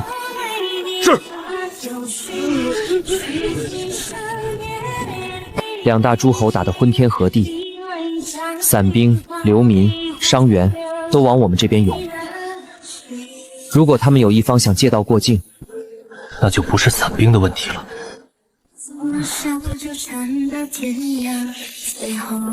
北面的顺天军和定远军已经打了大半个月了，战线在我们北面20里处。目前只是散兵越界，但迟早有一方会盯上我们的地盘。大小姐担心他们借道？不是担心，是一定会来。我们的北面是平原，谁先绕到对方侧翼谁就赢。绕路最快的方式就是穿过联盟境内。让他们过。不让，借道等于站队，得罪另一方，而且军队过境，百姓遭殃，那就得让他们知道我们不好惹。对，所以我要做2件事：第一，北面边界的守军从30人加到100人，配弩弓和巨麦装；第二，爸，你去一趟北面，分别派人给顺天军和定远军送信，内容一样，安平联盟中立，不参与任何一方战事。但联盟境内是我们的地盘，谁敢踏入半步，2500联军会让他后悔。两边都警告，两边都拉，告诉他们，联盟可以为双方提供商药和粮食，按市价交易，不偏不倚。打仗的人最缺的就是后勤，我们卖东西给他们，比借道更有价值。姐，话痨刚从北边飞回来，他说看见好多马啊！哒哒哒哒，好多马朝这边来了。多远？不到10里。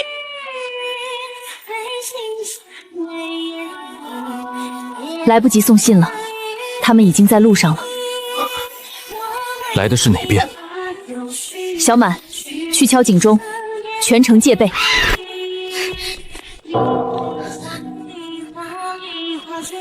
前面的人听着，我是顺天军郭彪，奉主帅之命，借道南下包抄定远军侧翼，让开路。郭将军，安平联盟的地盘不借道。你谁？安平联盟首领苏锦绣。哼，一个丫头。对，就是一个丫头。半年前打退了皇儿禁卫2000人的那个丫头。郭将军要是不信，可以试试。安平城好像确实挡住过朝廷的兵，我200骑精兵，怕凭你这破栅栏跟玩一样。郭将军往上看，2翼各埋了50弩手，你200骑冲过来，第一排倒一半，第二排不够葬的。郭将军，我不想打，你要打定远军，绕路走西边的峡谷，多走半天路而已。安平联盟不参与你们的仗，但我们能卖给你们商药和干粮，比借道实惠。商药多少钱？金疮草1斤换10斤粟米，量大从优。撤，走西边峡谷。他会买药吗？会，打仗的人伤兵最多，他今天不买，明天就得派人来求。怎么样，打了没？没打，用嘴打赢了。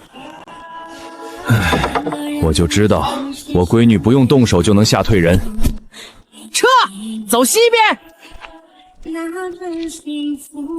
萧挺，还有定远军那边没处理。姐，他们真的走了，你太酷了！不战而屈人之兵，兵法说的。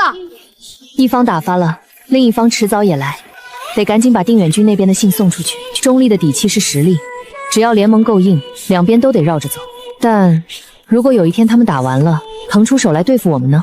两大诸侯迟早分出胜败，到时候赢的那个会比皇室更难对付，得提前准备。借道具了，但他不会善罢甘休，下一步可能是商路。路断了，新砍的，斧痕还是白的，昨晚的事。国标那小子借道不成就堵路，不只是堵路，把我们的商道切断，物资进不来出不去，跟围城一个道理。回去告诉你姐，北面商道被顺天军封了，他们不直接打我们，但掐断贸易，这比打仗阴损。能绕吗？北面不通，走东面，经临水镇绕一大圈到南面的梧桐旗，路远了1倍，但顺天军管不到那边。老苏，我来的路上也被拦了一次，那帮顺天军的人在各个口设了关卡，凡是往安平城方向运货的全部让过，全面封锁。他想用经济战逼我们就范，但他低估了安平城。爸，还记得城西的深山隐秘通道吗？那条猎户走的小路，一次只能过1个人的。对，组织20个脚力好的人，每天背一趟货，铁器、盐巴、布匹分批运进来。大黄带路，大黄带路，花花殿后防野兽，来回1天足够了。城内物资呢？启动内循环，砖窑不停，粮食自种自足，草药城南坡上自己采，缺的就是铁和盐，靠秘密通道解决。老苏，我溧水镇那边可以帮你转运，我的人走南面水路，顺天军管不到河上。兄弟，够意思。顺天军想困死我们，等他打完仗回头一看，安平城不但没饿死，还活得更滋润了。姐，今天的萝卜又大了一圈，比我拳头还大。豆芽也可以吃了，我尝过了，脆的。自给自足，谁怕谁？封锁，在满级农耕面前，这算什么？妈，怎么了？封锁快2个月了，外面的消息进不来，百姓们觉得出不去，日子过得再好，心里也闷。闷的问题比饿还难解决，得让他们有事干，不是劳作的事，是开心的事。妈，我有主意了。安平城首届丰收盛会现在开始，预备，跑！东队加油！快快快！西队别输，冲啊！大黄不算，全者禁止参赛。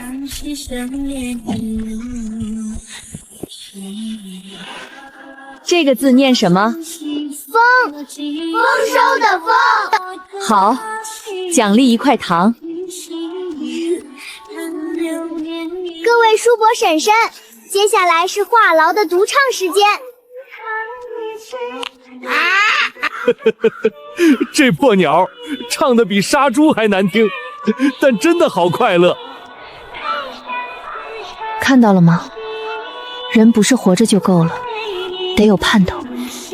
以后每个月办一次，每个月1次，以后还要加学堂扩招、医馆义诊、集市特卖日，让所有人觉得日子越来越好。百姓的精神稳住了，但手底下的人里有几个干活不太对劲。安平城蒸蒸日上，但蛀虫也在暗处生长。这块田比登记册上写的大了2亩。2位小督察，这块田一直就是这么大的。不对，登记录上写的是5亩3房，现在量出来7亩多，多出来的2亩是谁批的？是赵管事让往外扩的。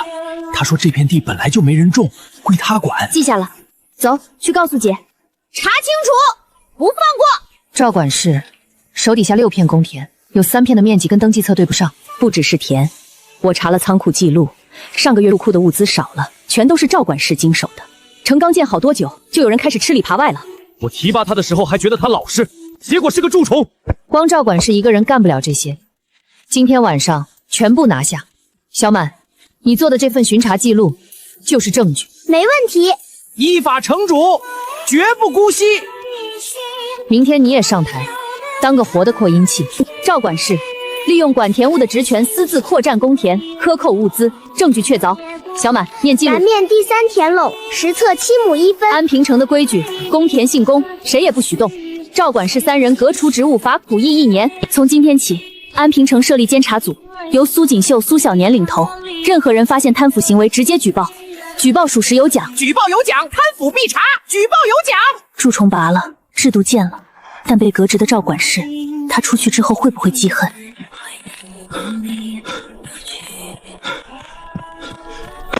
就是这个村，存粮不少，打完了让那姓苏的丫头看看下场。兄弟们，发财！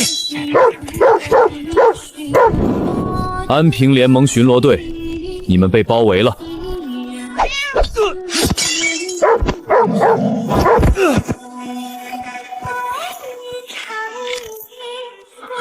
赵管事让你来的？不是赵管事，是他让我找顺天君帮忙，我就自己找了这帮山匪。勾结山匪，袭击联盟村落，这罪够你蹲10年了。苏二公子，要不是你们提前来了，我们村今晚就完了。马叔，安平联盟的巡逻队不是摆设，以后再有人敢打你们村的主意，我的人半个时辰就到。姐，城这边的事清干净了，外面的乱局就看你怎么收场了。各位，诸侯停战，这意味着至少1-2年内不会有大规模战争。今天有3件事：第一，扩大联盟，互助范围扩到200里；第二，签订互不侵犯盟约。这事我来跑，多一个不打仗的邻居，就多一条贸易路线。第三，扩建安平城，我要把安平城扩造成一座真正的大城。安平联盟越来越大，越来越强，越来越大，越来越强。签，时刻金克狂，签。从今天起，安平联盟进入和平建设时期，我们要变成一个让所有人都想来的地方。丁，系统已满级。系统满级了，接下来的路靠的不再是系统，而是我们自己。那边是新学堂，旁边是医馆，西面是新粮仓群，军营在北面。闺女，南面新窑今天出第1炉砖了，全是特级品。好，送100块去刘胖子那儿，他要修仓库。跟我读联盟的联。答对，给你1颗豆子当奖励。联盟的联，3+5等于8。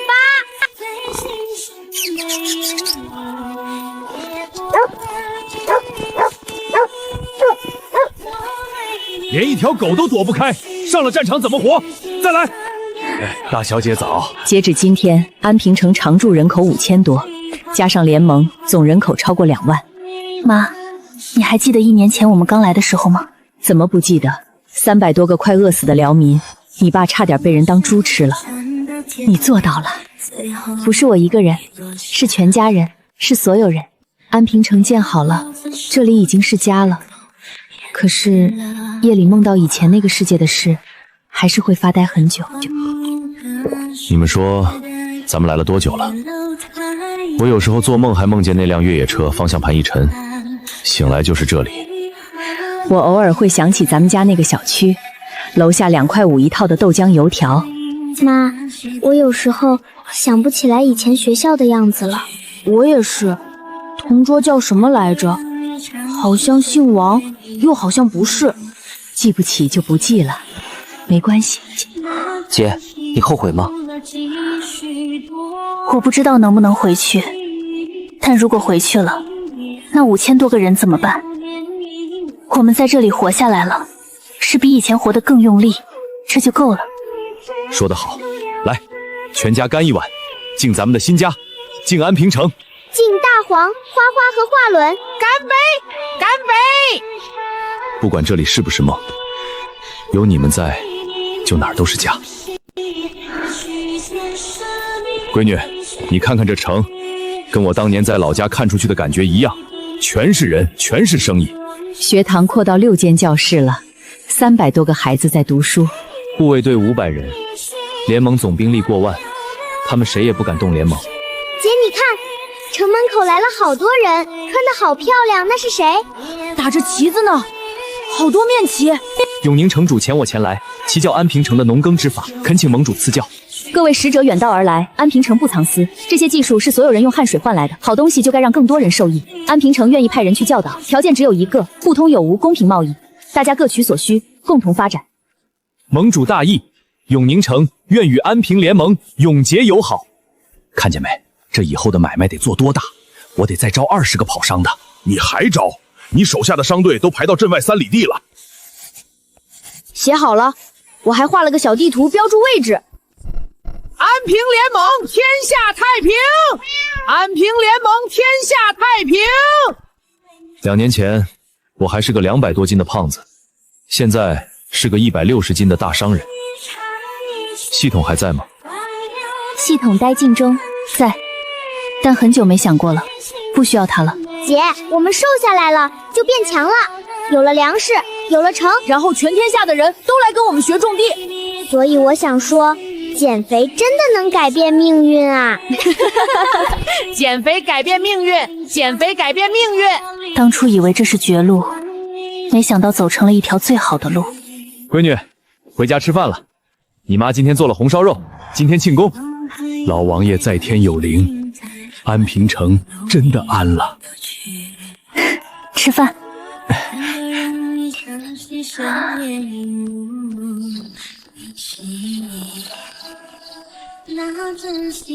回家了。